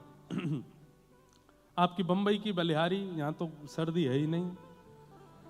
हमारे यहां पूछो, एयरपोर्ट पर फ्लाइट उतारने में भी पायलट को लग रही है रनवे है कहाँ, दिख ही नहीं रहा। इतना कोहरा, इतनी ठंड, इतनी सर्दी, और इस बार तो बहुत ही ज्यादा है। यहाँ तो हम आए सुबह तो एसी चल रहे थे कमरों में, अद्भुत है। परंतु परिस्थिति अनुसार अपने ठाकुर जी की सेवा करना उसी भाव से, जैसा मौसम है, जैसा अनुकूल है। सर्दियों में ठाकुर जी को ऊनी वस्त्र पहनाने हैं, ठाकुर जी के आगे सिगड़ी सिद्ध करनी है, ठाकुर जी को हिना का इत्र लगाना है, ठाकुर जी के कान ढके होने चाहिए, ज़्यादा चुभने वाले और बहुत पतले वस्त्र ठाकुर जी को धारण नहीं कराने हैं। इन सब का विचार तभी आप कर सकोगे जब ठाकुर जी के प्रति चैतन्य बुद्धि रखोगे। अगर उनके प्रति आपकी धातु बुद्धि है, उनके प्रति पाषाण बुद्धि है, तो आप ठाकुर जी को कुछ भी पहनाओगे, कुछ भी खिलाओगे। लेकिन उनके प्रति आपकी चेतन, जैसे सामान्य सी बात है, माँ अपने पुत्र के प्रति, उसको सिखाना नहीं पड़ता, वो अपने आप सीख जाती है। रो रहा है, माँ को पता चल जाता है इसके कान में दर्द हो रहा होगा, इसको भूख लग रही होगी, इसको प्यास लग रही होगी, इसको नींद आ रही होगी। कैसे पता चल जाता है माँ को? अभी तो जन्म दिया आपने, आपको कैसे पता? वो तो बोल भी नहीं रहा, तो आपको कैसे पता कि उसको क्या हो रहा है? क्योंकि आप मन, बुद्धि, आत्मा सबसे उसको अपना मान चुके हो और आपके चित्त में ये भावना है कि ये चैतन्य है। इसलिए उसकी प्रत्येक प्रतिक्रिया आपको संकेत कर देती है कि मेरी ये आवश्यकता है, इसको पूरी करो। और मां करती है और वो शांत भी हो जाता है। ठाकुर जी के प्रति हम लोग असमंजस में क्यों रह जाते हैं? क्योंकि कहीं ना कहीं सूक्ष्म बुद्धि में ये भाव आ जाता है कि है तो ये धातु ही, है तो ये पाषाण ही, और पाषाण बुद्धि आते ही आपकी सेवा में दोष आने लगता है। आज तक भी अगर पाषाण बुद्धि रखी है तो अब मत रखिए, अब सुधार कर लीजिए। अब उनके प्रति वही बुद्धि रखो, वही भाव रखो जो एक चैतन्य व्यक्ति के प्रति होता है। सेवा अपने आप होने लगेगी। तो ये 3 धारणा मैं बता रहा हूं जो प्रत्येक भक्त के चित्त में होनी चाहिए। पहली, सत्य ठाकुर जी के प्रति। दूसरा, चैतन्य, ठाकुर जी चैतन्य है। और तीसरा, ठाकुर जी आनंद। अच्छा, एक बात, चाहे कितनी भी पीड़ा हो, कितना भी संकट हो, कितना भी कष्ट हो, मैं हमेशा कथा में कहता आया हूं, माँ के आगे रो लीजिए, पिताजी के आगे रो लीजिए, बच्चों के आगे रो लीजिए, परिवार के लोगों के आगे दुख दर्द बता दीजिए, लेकिन जैसे ही ठाकुर जी के सामने जाते हो, बाहर ही आंसू पोंछो, बिल्कुल प्रसन्न हो जाओ, मुख पर एक लंबी सी स्माइल लेकर के आओ, आपके 32 चमकने चाहिए और बिल्कुल नृत्य कर ठाकुर जी के आगे ऐसे जाओ कि कुछ हुआ ही नहीं। जैसे ये एक स्वभाव है, सांसारिक स्वभाव है कि आप जिससे बहुत प्रेम करते हैं उसको अपना दुख पता नहीं लगने देते। मां को पीड़ा है और मां को पता है कि मेरी पीड़ा बच्चों को पता चली तो चिंता करेंगे, तो मां उनको बताती नहीं है। बेटा कहीं बाहर पड़ता है, उसको बहुत दिक्कतें हो रही हैं, मां रोज फोन करती है, तो बेटा मां को बताता नहीं कि दूर बैठी चिंता करेगी। ठाकुर जी को क्यों सब बता देते हो आप? अधिकतर सिद्धिविनायक चले जाइए, महालक्ष्मी चले जाइए, पंढरपुर चले जाइए, किसी भी मंदिर में चले जाइए, 90% आदमी अपने दुख सुनाने के लिए आता है। जहां से ठाकुर जी दिखने शुरू होते हैं, ठाकुर जी ऐसा ऐसा उसने कर दिया है, पड़ोसी ने इतना कर दिया है, यहाँ पे ये हो गया है, पत्नी ऐसा व्यवहार करती है, बच्चे ऐसे कर रहे हैं, ये कर रहे हैं, वो कर रहे हैं, प्लीज आप कृपा करो ना ठाकुर जी, थोड़ा कर देना ना, कृपा थोड़ा थोड़ा देख लीजिए ना, मेरे ऊपर थोड़ा अनुग्रह कीजिए ना ठाकुर जी। हे सिद्धिविनायक भगवान। सिद्धिविनायक भगवान से ज्यादा भीड़ तो बाहर बैठे हुए मूषक के कान में रहते हैं। वो मूषक भगवान जो बाहर बैठे हैं उनके कान में लोग बात छोड़ ही नहीं रहे हैं कान। एक बार मैं गया, जब भी मुंबई कथा होती जाता हूं दर्शन करने, तो बाहर आके देखा तो मूषक भगवान के कान में सब बोल रहे होते हैं। मुझे बहुत देर हो गई खड़े खड़े, मैंने कि मैडम की लिस्ट ही नहीं पूरी हो रही, पूरी बिल्डिंग की शिकायत कर दी है, गार्ड ऐसा करता है, वो ऐसा करता है, ये ऐसा करता है, वो ऐसा करता है, सबकी शिकायतें कर दी। 90% व्यक्ति अपने दुख सुनाने जाता है मंदिर। क्यों? इसका मतलब ये प्रेम नहीं है भाई। वकीलों को दुख सुनाया जाता है, डॉक्टरों को दुख सुनाया जाता है, जो प्रोफेशनल होते हैं, जिनसे आपका आत्म संबंध नहीं है, उनको दुख सुनाया जाता है, उनको पीड़ा बताई जाती है। जो बहुत अपने भी नहीं होते, बीच वाले हैं, थोड़े थोड़े अपने, उनको दुख सुनाया जाता है, मित्रों को दुख सुनाया जाता है। पर जिससे अटूट प्रेम होता है उससे तो दुख छुपाया जाता है, उसको नहीं बताते।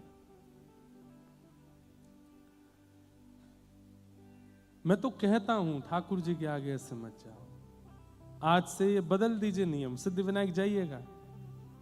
हर बार मूषक के कान छोड़े ही नहीं थे आपने, इस बार पकड़ना ही नहीं, और पकड़ो भी तो ये कहना आप और गणपति जी आनंद में रहो, बस यही चाहिए और कुछ नहीं। आप प्रसन्न रहो, खूब बढ़िया प्रेम से सुबह शाम मोदक पाया करो, खूब आनंद में रहा करो और कुछ नहीं। हम आनंद में, हम प्रसन्न हैं।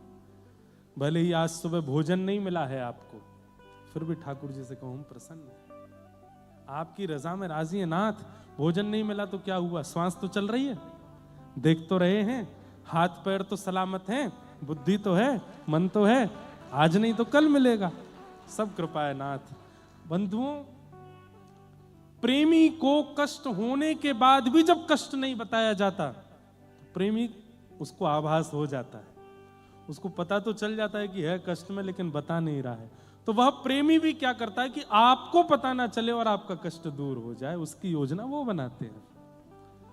क्यों ठाकुर जी के आगे अपनी लिस्ट सुनानी? मैं तो कितने दिन से कथा में कहता आया हूं, ठाकुर जी को जाके अपनी मत सुनाओ, ठाकुर जी से जाके उनकी पूछा करो। जनाबाई जब जब दर्शन करने जाती, छोटी सी जना पंडरीनाथ भगवान को देख के और ऐसे हाथ करके खड़े हैं पंडरीनाथ भगवान, और जनाबाई देख करके कहती है पूरे दिन ऐसे खड़े रहते हो, दर्द नहीं होता पैर में? हाँ, इतने सारे वैष्णव भक्त आपको प्रणाम करने आ जाते, थोड़ी देर बैठ जाओ। पुजारियों से कहती है इनके पीछे थोड़ा मसनद लगा दो, आज भी पंडरीनाथ भगवान मसनद लगा के खड़े होते हैं। इनके नीचे थोड़ी गद्दी रख दो, थोड़ी देर के लिए मंदिर बंद कर दो, इनको बैठा दो, इनके पैर में थोड़ी मालिश करो, थक गए होंगे। इतनी चिंता जनाबाई करती है ठाकुर जी की कि जनाबाई के पास अर्धरात्रि में ठाकुर जी पहुंच जाते हैं और गोद में, जनाबाई की गोद में पैर रख करके कहते हैं दबा ले, तुझे बहुत चिंता होती, चल तू ही दबा पैर। हम अपने सुनाने से फुर्सत नहीं मिलती, ठाकुर जी को नहीं। आप कितने भी कष्ट में आ जाओ बंधुओं,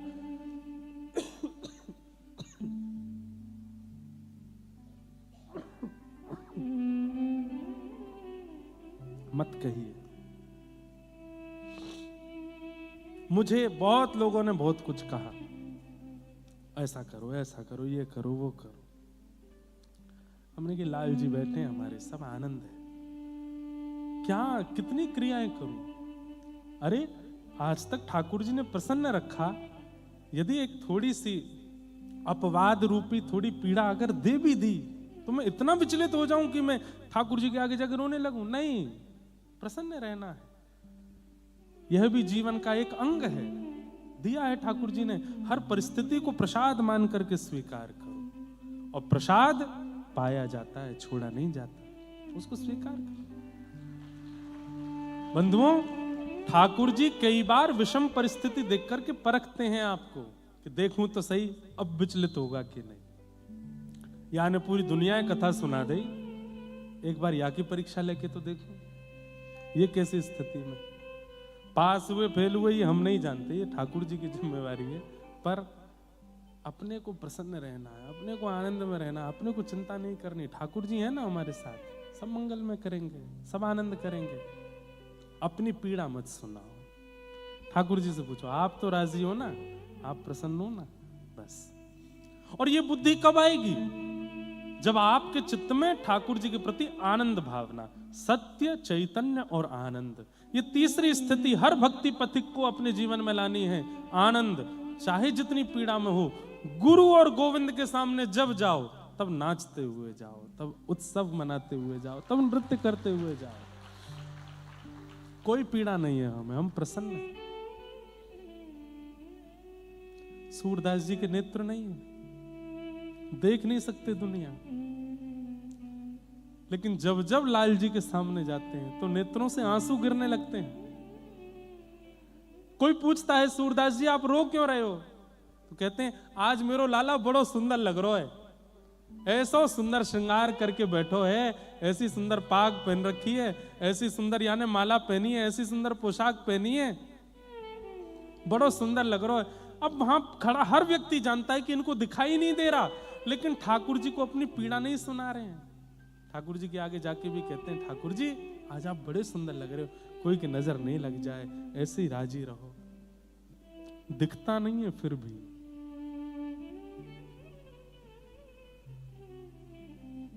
हम भी ऐसे ही बन जाए, अपनी पीड़ा नहीं, ठाकुर जी के सामने प्रसन्न रहो। सत्य, चैतन्य और आनंद, इन 3 भावों को धारण करो। ठाकुर जी के प्रति सत्य, उनको बताओ।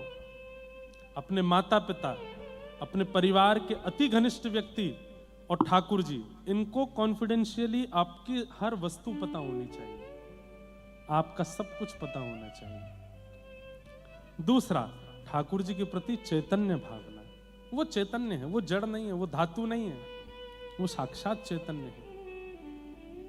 मैं एक बात कहता हूं कथा में, ठाकुर जी ऐसे ही क्यों बैठे, लड्डू गोपाल, नवनीत प्रियालाल, ये पंडरीनाथ भगवान ऐसे ही क्यों खड़े हैं, श्रीनाथ जी ऐसे ही क्यों हैं, ये हमारे साथ गेम खेल रहे हैं स्टैचू वाला। स्टैचू गेम खेला, एक व्यक्ति 10 गिनती करता है, 1 2 3 4 5 6 7 8 9 10, और पीछे खड़े जो लोग हैं वो अलग अलग आकृति बनाते हैं, जैसे ही 10 होता है वो कहता है स्टैचू। भैया नेक धीमो, नेक धीमो, और स्टैचू बोलते सब अलग अलग आकृति। अब जिसने गिनती गिनी उसका काम क्या है, इनको हंसाओ। अब घर के सब लोग जब खेलते हैं तो अलग अलग मुद्रा बना लेते हैं, और वो जाकर के छूना नहीं है, केवल बातों से और अपनी क्रिया से उसको हंसाना है। और घर के वो सारे सदस्य अलग अलग मुद्रा बना लेते हैं, वो जाकर के उनके कभी कुछ करेगा, कभी कोई बात बोल देता है, कभी कुछ, और जो हंस जाता है वो आउट। ऐसे ही भारतवर्ष में कश्मीर से लेकर के कन्याकुमारी तक सारे ठाकुर जी स्टैचू बन के खड़े हैं। कोई यूं खड़ा है, कोई यूं लेटा है, कोई ऐसे है, कोई ऐसे है, कोई ऐसे है। और हम आप सब लोगों को एक टास्क दिया गया है, बुलवा के दिखाओ, हंसा के दिखाओ, चला के दिखाओ। आप कहोगे आप तो ऐसे ही रहते हो, नहीं, जनाबाई ने चलवाया था, ज्ञानेश्वर मौलवी ने बुलवाया था, तुकाराम जी ने तो नचवाया था, पंडरीनाथ नाचने लगे थे इनके कीर्तन में।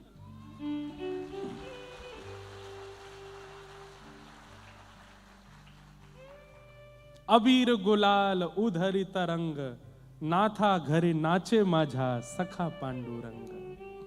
नाचने लगे पांडुरंग। वो कितनी सुंदर कथा है। ऐसे ही खड़े थे रुक्मणी विठल, रात्रि का, संध्या का समय, लाखों की तादाद में लोग दर्शन के लिए खड़े, और दूर श्री तुकाराम जी महाराज इतनी ही सभा को लेकर के कीर्तन गा रहे थे।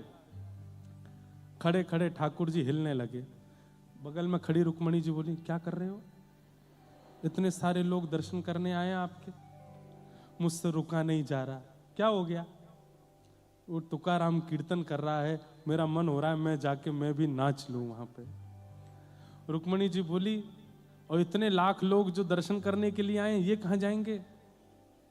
बोले इनकी व्यवस्था तो कुछ हो जाएगी, ये तो थोड़ी देर प्रतीक्षा भी कर लेंगे, पर मुझसे रुका नहीं जा रहा। मैं पूरे दिन खड़ा रहता हूं, कभी कुछ नहीं बोलता, आज मेरा मन हो रहा है कि मैं जाके थोड़ा नृत्य कर लूं।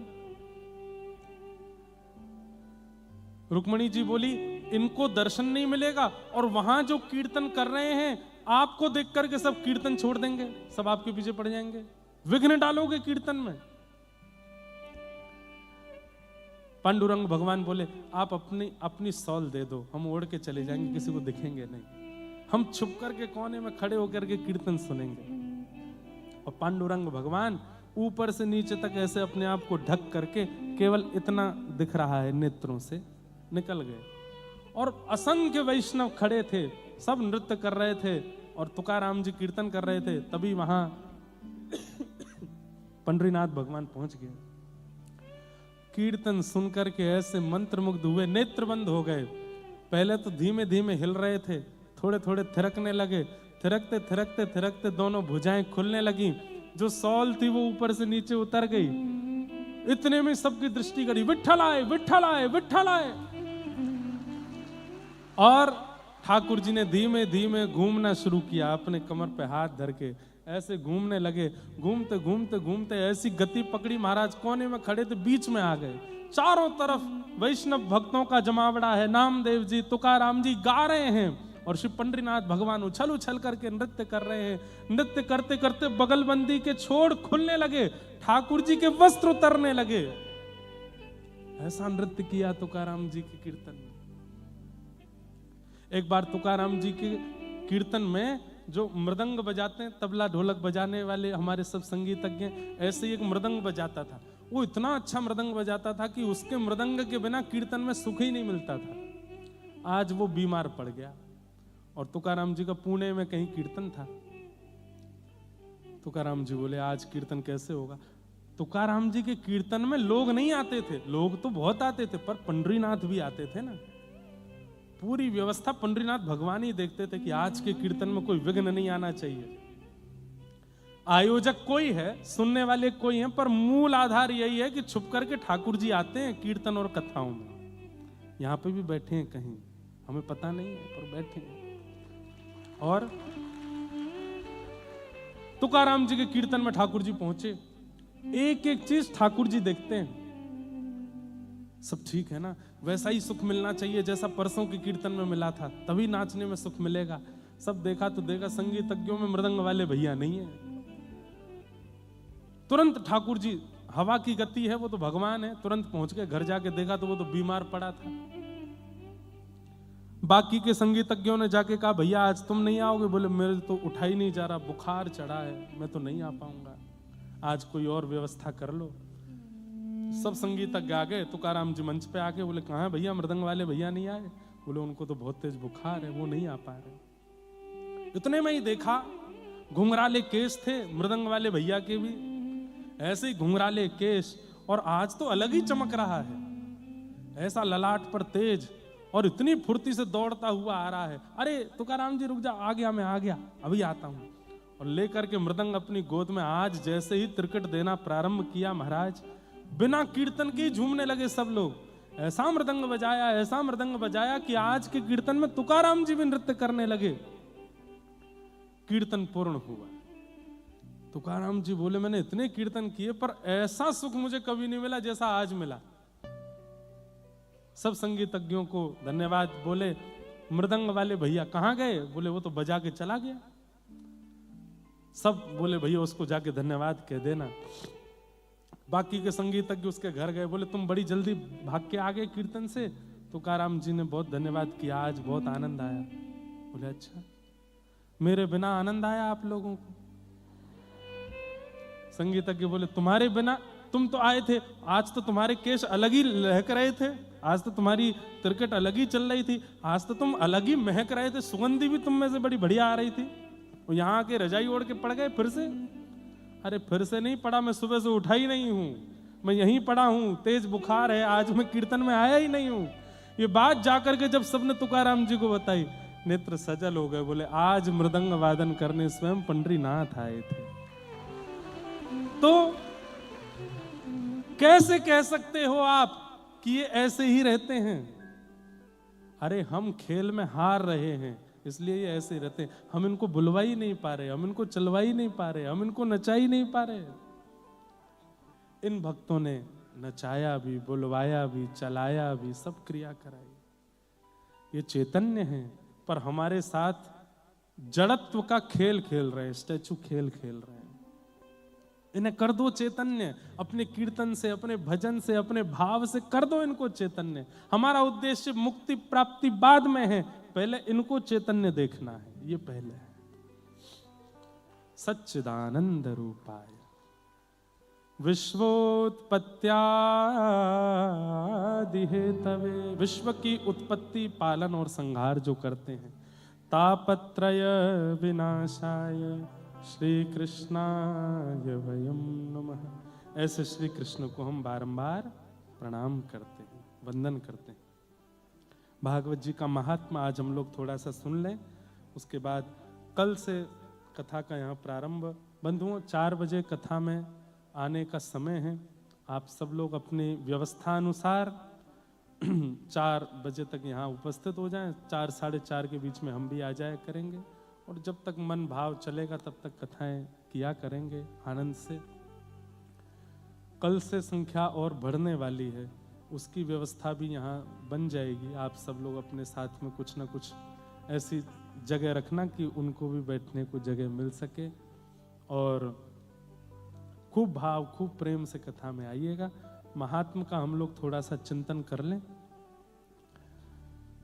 श्रीमद् भागवत का महत्व क्या है, श्रीमद् भागवत का उद्देश्य क्या है,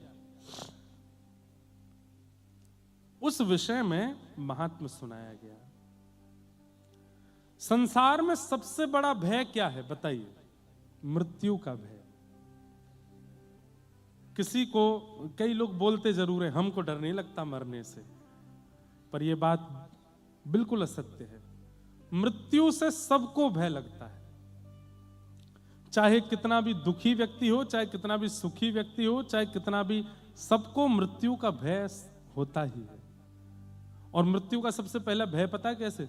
कोई बैठा हो, अचानक से मक्खी उसकी आंख की तरफ आ जाए, अपने आप ऐसे होगा, ये मृत्यु का भय करा रहा है आपसे। आप एक मक्खी से भी डर जाते हैं। अभी आप लोग सब यहां सभागृह में बैठे हैं, ज्यादा नहीं 100 मधुमक्खियां अगर अंदर आ जाएं, भागने लगोगे सब। क्यों? मृत्यु का भय। एक सर्प आ जाए, अरे एक छिपकली आ जाए, तो ही उछल उछल करके भागोगे। मृत्यु का भय सबको होता है। मृत्यु का भय सबसे उच्च भय है, परंतु उस मृत्यु के भय को अवसर में परिवर्तित करके उस भय का जो नाश करे, वो श्रीमद् भागवत की कथा है। मतलब अभी आपके और मेरे मन में मृत्यु का मतलब मौत है, संसार का विनाश है, हमारे जीवन का अंत है। पर भक्त के लिए मृत्यु ये सब नहीं है। भक्त क्या सोचता है? मृत्यु क्या है? मृत्यु क्या है? मेरे प्रियतम का बुलावा है, मेरे प्रियतम के पास जाने का अवसर है। एक पद मैं कथा में गाया करता हूं, याद आ जाए तो पूरा सुनाऊंगा। हमारे भारत में एक बहुत अच्छे महापुरुष हुए श्री हनुमान प्रसाद पोद्दार जी, उनका ये पद है, भक्ति करने वाले के लिए मृत्यु क्या है? चलवा पिया के देश, चलवा पिया के देश, सजनी चलवा पिया के, सजनी चलवा पिया के। मोए भी 1 महीना बाद माइक मिलो है ना, तो रह रह करके भाव निकल रहे हैं। अच्छा एक बात और कहें, हम ना विचार करके नहीं बोलते, जो आता जाता है सन्मुख सबको स्पर्श कर देते हैं। और ये पद सब जगह प्रकट नहीं होते हैं, कहीं कहीं होते हैं, इसलिए गा लीजिए, बहुत सुंदर पद है। भक्ति करने वाले के लिए मृत्यु क्या है? वो यही विचार करता है कि मृत्यु क्या है? मेरे प्रियतम का बुलावा है, उस दिन मैं अपने प्रियतम के देश चला जाऊंगा या चली जाऊंगी। गाइए भाव से, चलवा पिया के देश,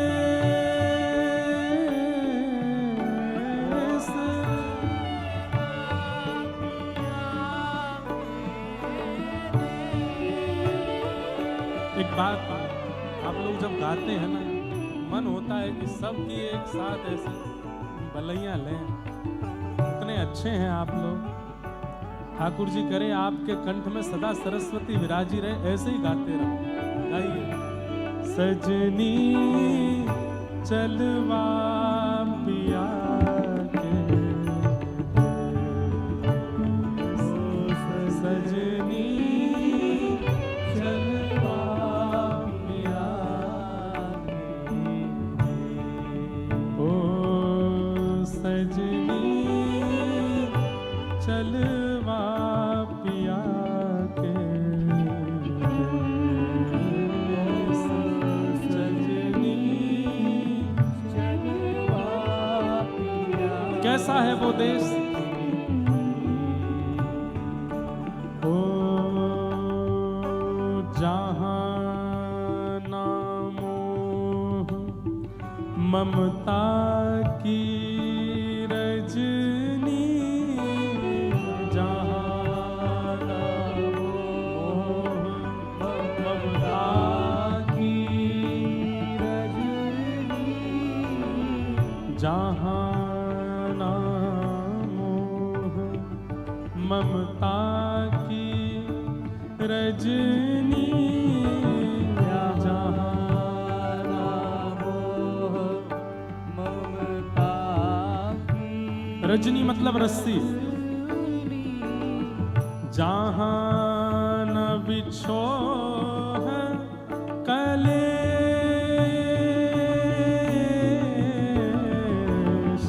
जहां न बिछो और जहां नहीं आवन जावन कितहु, जहां नहीं आवन जावन कितहु, जहां नहीं आवन जावन कितहु, जहां नहीं आवन जावन कितहु। ओ पिय संग नित्य मिलाप,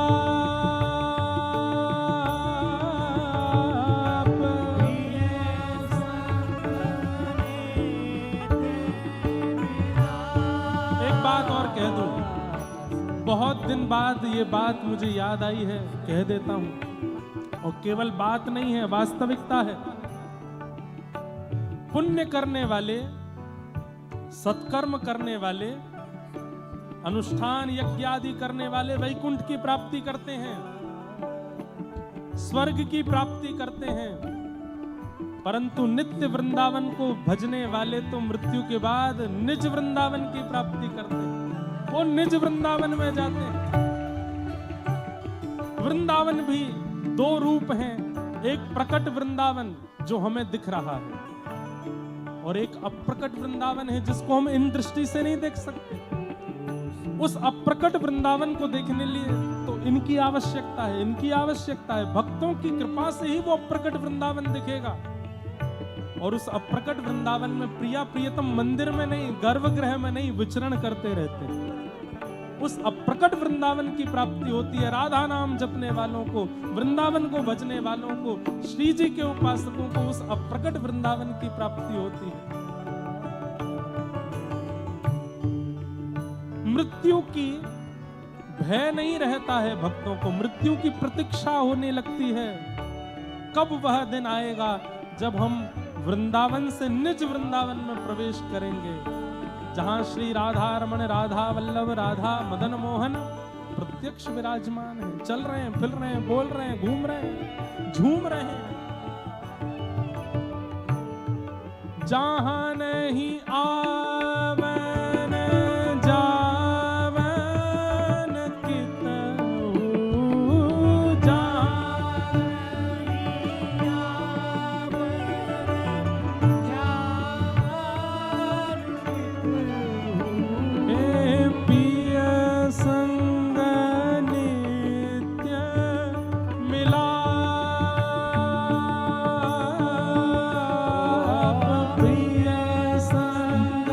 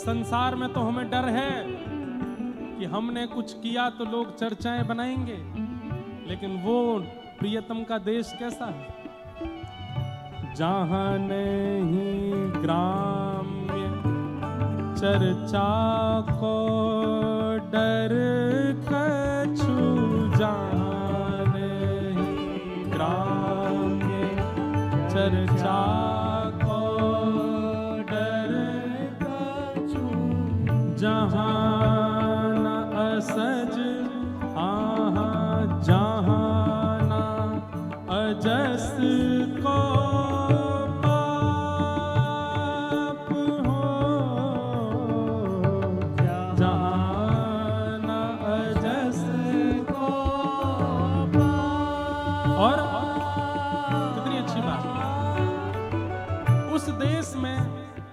लोग क्या कहेंगे इसकी चिंता नहीं होती, क्योंकि लोग कुछ कहते ही नहीं है, सब अपनी ही क्रियाओं में व्यस्त हैं और ना ही किसी को अपने अपयश का डर रहता है कि मेरा अपयश होगा। और उस देश में क्या होता है, यहाँ तो हमें ठाकुर जी के पास जाना पड़ता है और पास जाके फिर दूर होना पड़ता है। पंढरपुर जाएंगे, दर्शन करने के बाद दूर जाना पड़ता है, लेकिन उस देश में क्या होता है,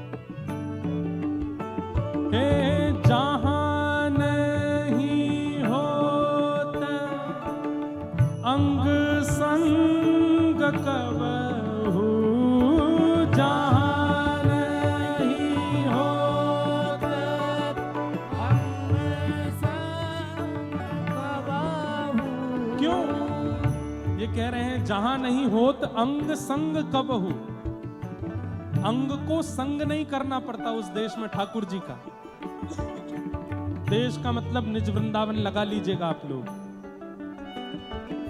आप कह रहे हैं कि महाराज जी जहां अंग संग ही नहीं होता तो उसके लिए आप इतनी प्रशंसा क्यों कर रहे हैं? अरे भाई, अंग संग वहां करना पड़ता है जहां दूरी है, वहां दूरी है ही नहीं। उस देश की प्राप्ति का मतलब ठाकुर जी के संग ही हो जाते हैं। राधा रमण राधा वल्लभ बिहारी जी से हम ऐसे जुड़ जाते हैं कि जहां देखें जित देखूं उतित श्याम सुंदर है। एक क्षण के लिए भी विछोह नहीं होता। जहां विछोह है वहां संग करना पड़ता है, पर जहां संग ही है वहां विछोह कैसा? जहां नहीं होता अंग संग कबहू, जहां नहीं होता अंग संग कबहू, मिले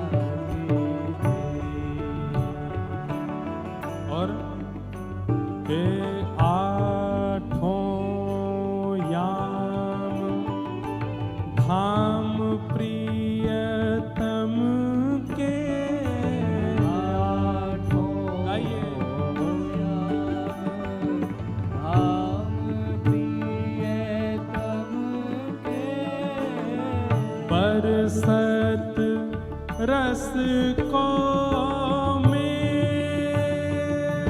हो, बरसत रस को में सहज अकिंचन तन मन सगरे,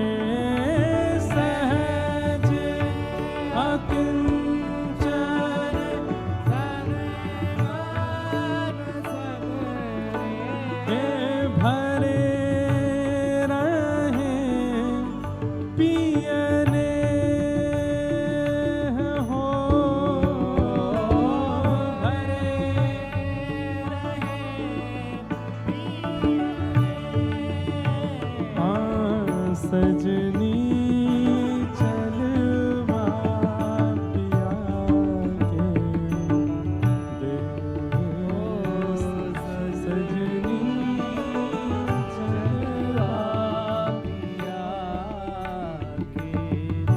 चलवा पिया के देश,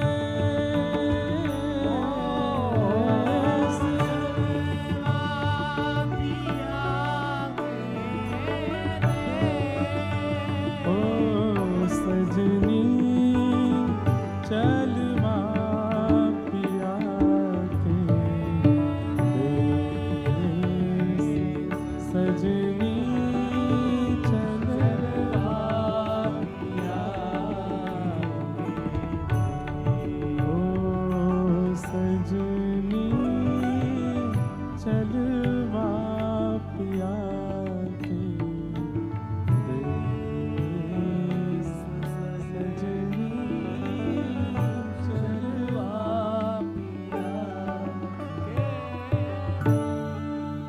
भागवत ये करती है, सुनने वालों के चित्त में मृत्यु के प्रति जो भय है उसको दूर करके मृत्यु को एक नया फॉर्मूला, नई डेफिनेशन दे देती है कि मृत्यु क्या है। आपके जीवन भर के भजन, आपके जीवन भर की भक्ति, आपके जीवन भर की सेवा का फल है कि मृत्यु से आप उस प्रिय के निज देश को प्राप्त करोगे। कथा सुनने वाला मृत्यु से भय नहीं करता, प्रतीक्षा करता है कब आएगी वो घड़ी जब इस संसार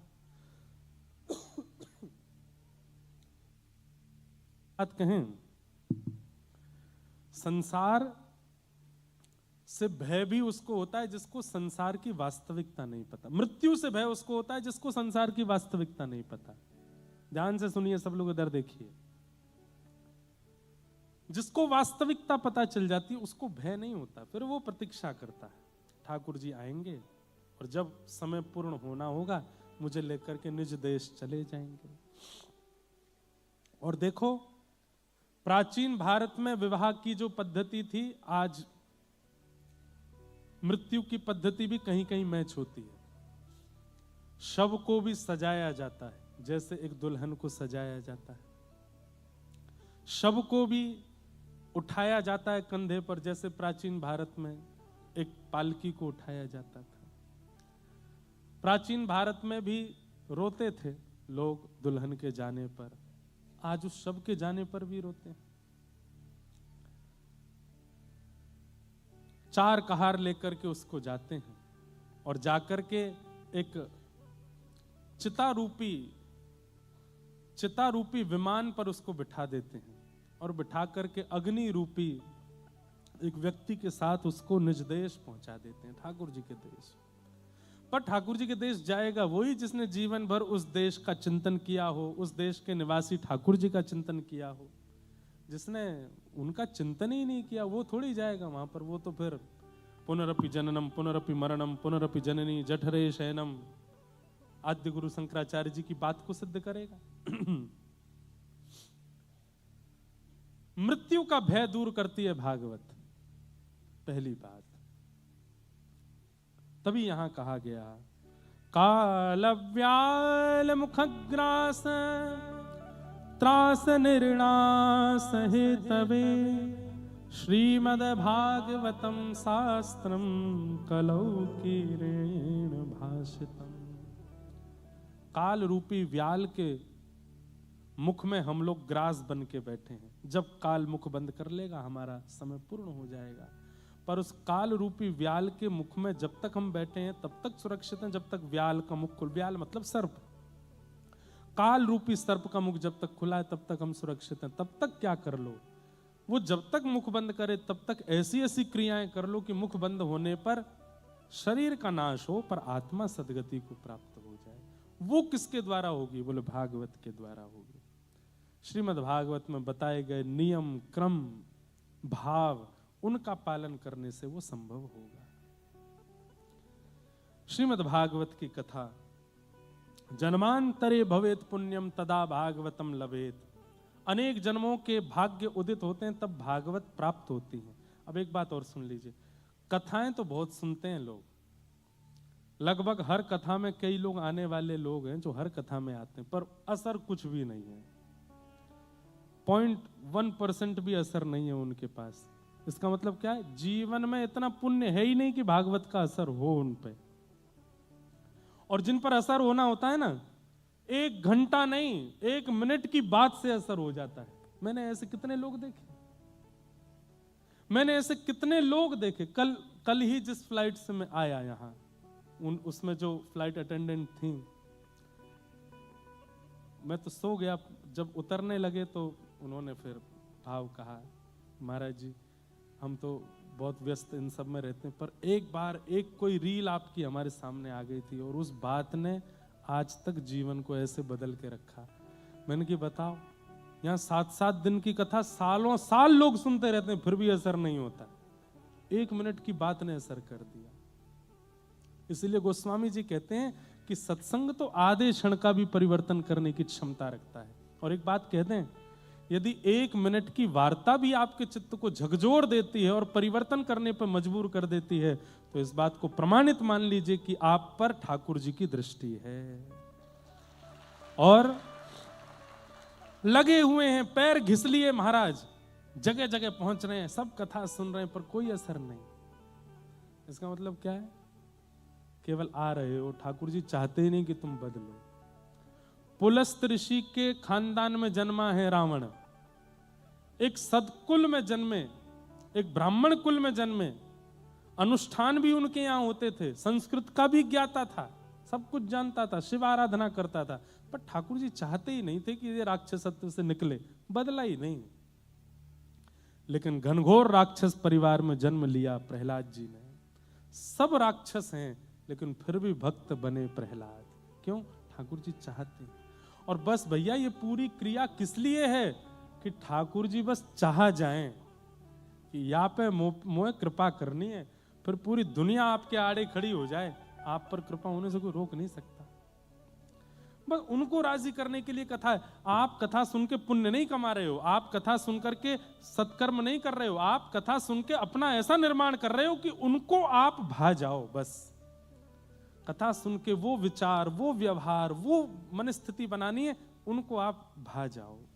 राजी अगर वो आपसे हो गए, आपको फिर कोई नहीं रोक सकता उनसे मिलने से।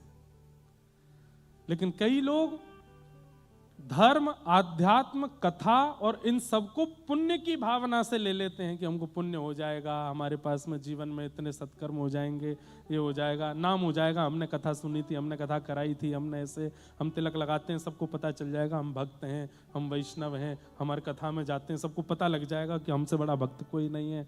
इन सब चीज़ों के लिए कर रहे हो तो इसका कोई लाभ नहीं मिलने वाला। लिख लीजिए आपका उद्देश्य क्या है।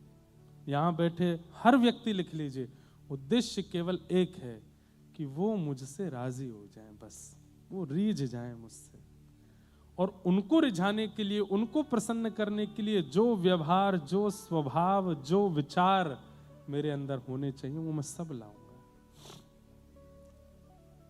संबंध हो जाने के बाद में घर के लोग प्रयास करते हैं कि हम उसके अनुकूल हो जाएं। पत्नी प्रयास करती है पति के अनुकूल होने के, पति प्रयास करते हैं पत्नी के अनुकूल, बच्चे प्रयास करते हैं पिता के अनुकूल, पिता प्रयास करता है बच्चों की अनुकूलता। कितने लोग तो अपने शहरों को छोड़ के मुंबई किस लिए आए? बच्चों के लिए। अच्छी एजुकेशन दिला पाएंगे, अच्छा भविष्य बना पाएंगे, सेक्रीफाइस किया ना बच्चों के लिए। कितने लोग अपने घर गांव छोड़ करके मुंबई आ गए पत्नियों के लिए, उसको नहीं रहना था गांव में, उसको शहर चाहिए, शहर आ गए। सब सेक्रीफाइस करते हैं। ठाकुर जी के लिए क्या सेक्रीफाइस किया आपने? कुछ भी नहीं।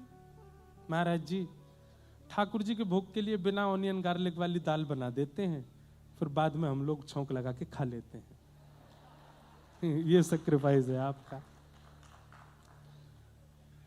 कैसे भोग लगता है घर में?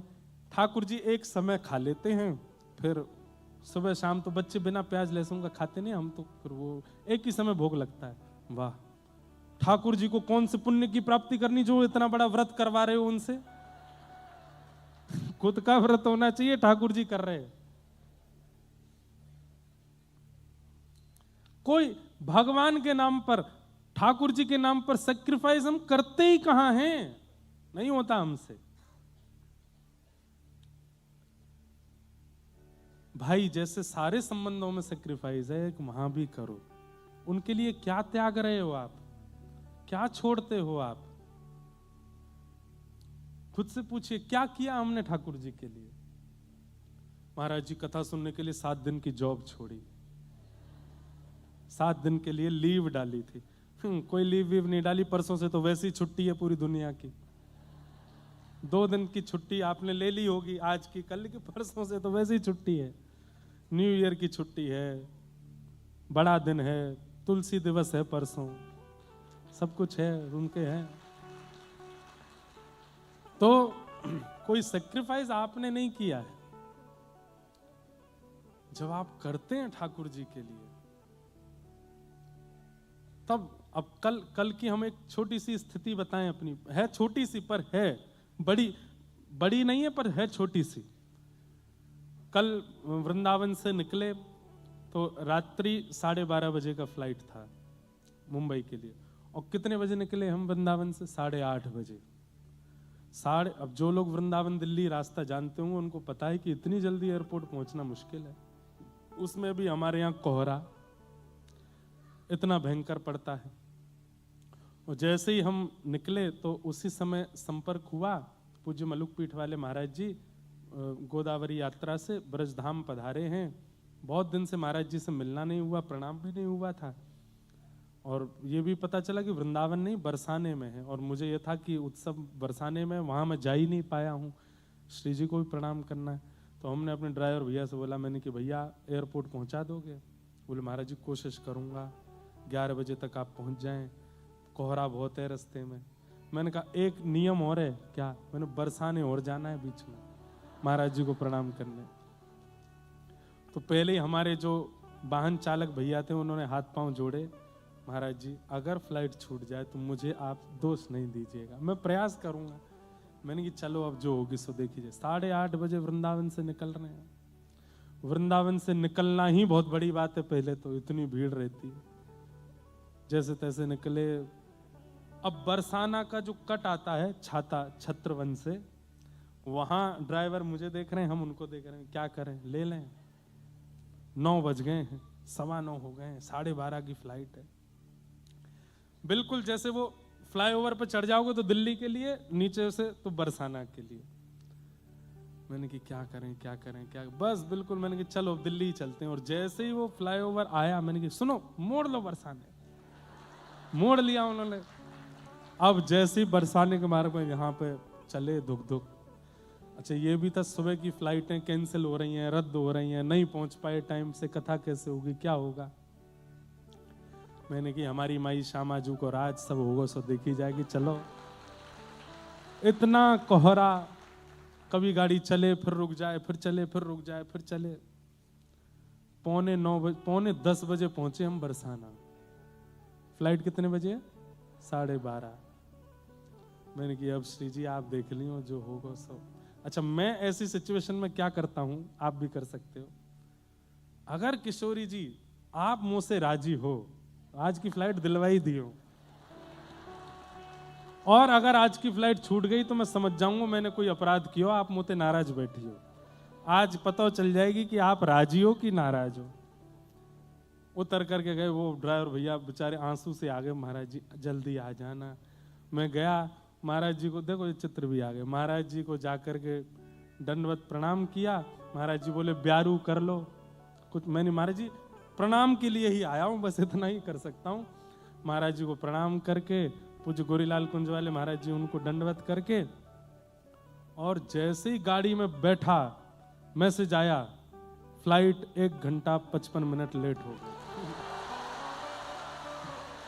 अब ये बिल्कुल असत्य नहीं है। हमारे धवल भाई जी, इनको तो पूरी लिस्ट पता है कितने बजे की फ्लाइट थी, और वो फ्लाइट जो 12:30 बजे उड़नी थी वो कितने बजे उड़ी है? वो उड़ी 2:10 पे, 2:10 पे। और मैं नाचूं महाराज एयरपोर्ट पर कि श्री जी राजी हैं श्री जी प्रसन्न हैं। तो अब आप एंड मूवमेंट पे अपनी व्यवस्था में क्या सैक्रिफाइस करते हो श्री जी के लिए, संतों के लिए, महापुरुषों के लिए, वैष्णवों के लिए, वो बताता है कि आप कैसे भक्त हो। ठीक है, ये भी बात मन में थी कि भाई 100 साधन हैं बंबई पहुंचने के, 100 तरीके हैं पहुंचने के, ज्यादा से ज्यादा क्या होगा, 3 बजे भी अगर दोपहर में पहुंचेंगे, कोई लेट फ्लाइट लेके भी सीधे जाके मंच पे बैठ जाएंगे। लेकिन वैष्णवों के दर्शन, महापुरुषों को प्रणाम और श्री जी के धाम को वंदन करते हुए निकलना, ये तो हमेशा नहीं मिलेगा ना। प्रणाम करते हुए चलते हैं। बहुत छोटी सेक्रीफाइस था, पर ये भी एक बहुत बड़ा हो जाता है एक भक्त के लिए। ऐसे छोटी छोटी क्रियाएं क्या करते हैं आप, वो विचार किया करो। सेक्रीफाइस कीजिए अपने, और विशेष रूप से सेक्रीफाइस उनमें मत कीजिए बहुत इजी जो हो। जैसे ठीक है मैं अब चाय छोड़ देता हूं, ये कोई सेक्रीफाइस है? ये कोई त्याग है? चाय छोड़ दी मैंने, मैं आज के बाद डेयरी प्रोडक्ट नहीं खाऊंगा, ये कोई सेक्रीफाइस है? सेक्रीफाइस तो ऐसा होने चाहिए कि महाराज नस नस कांपने लग जाए, हृदय बिल्कुल निकलने पे हो जाए, बस अब निकले प्राण, और आपने वो त्याग किया जिससे ठाकुर जी प्रसन्न हो, श्री जी प्रसन्न हो, महापुरुष प्रसन्न हो। वो माना जाएगा कि एक भक्त क्रिया आपने की है ठाकुर जी के। सेक्रीफाइस करो।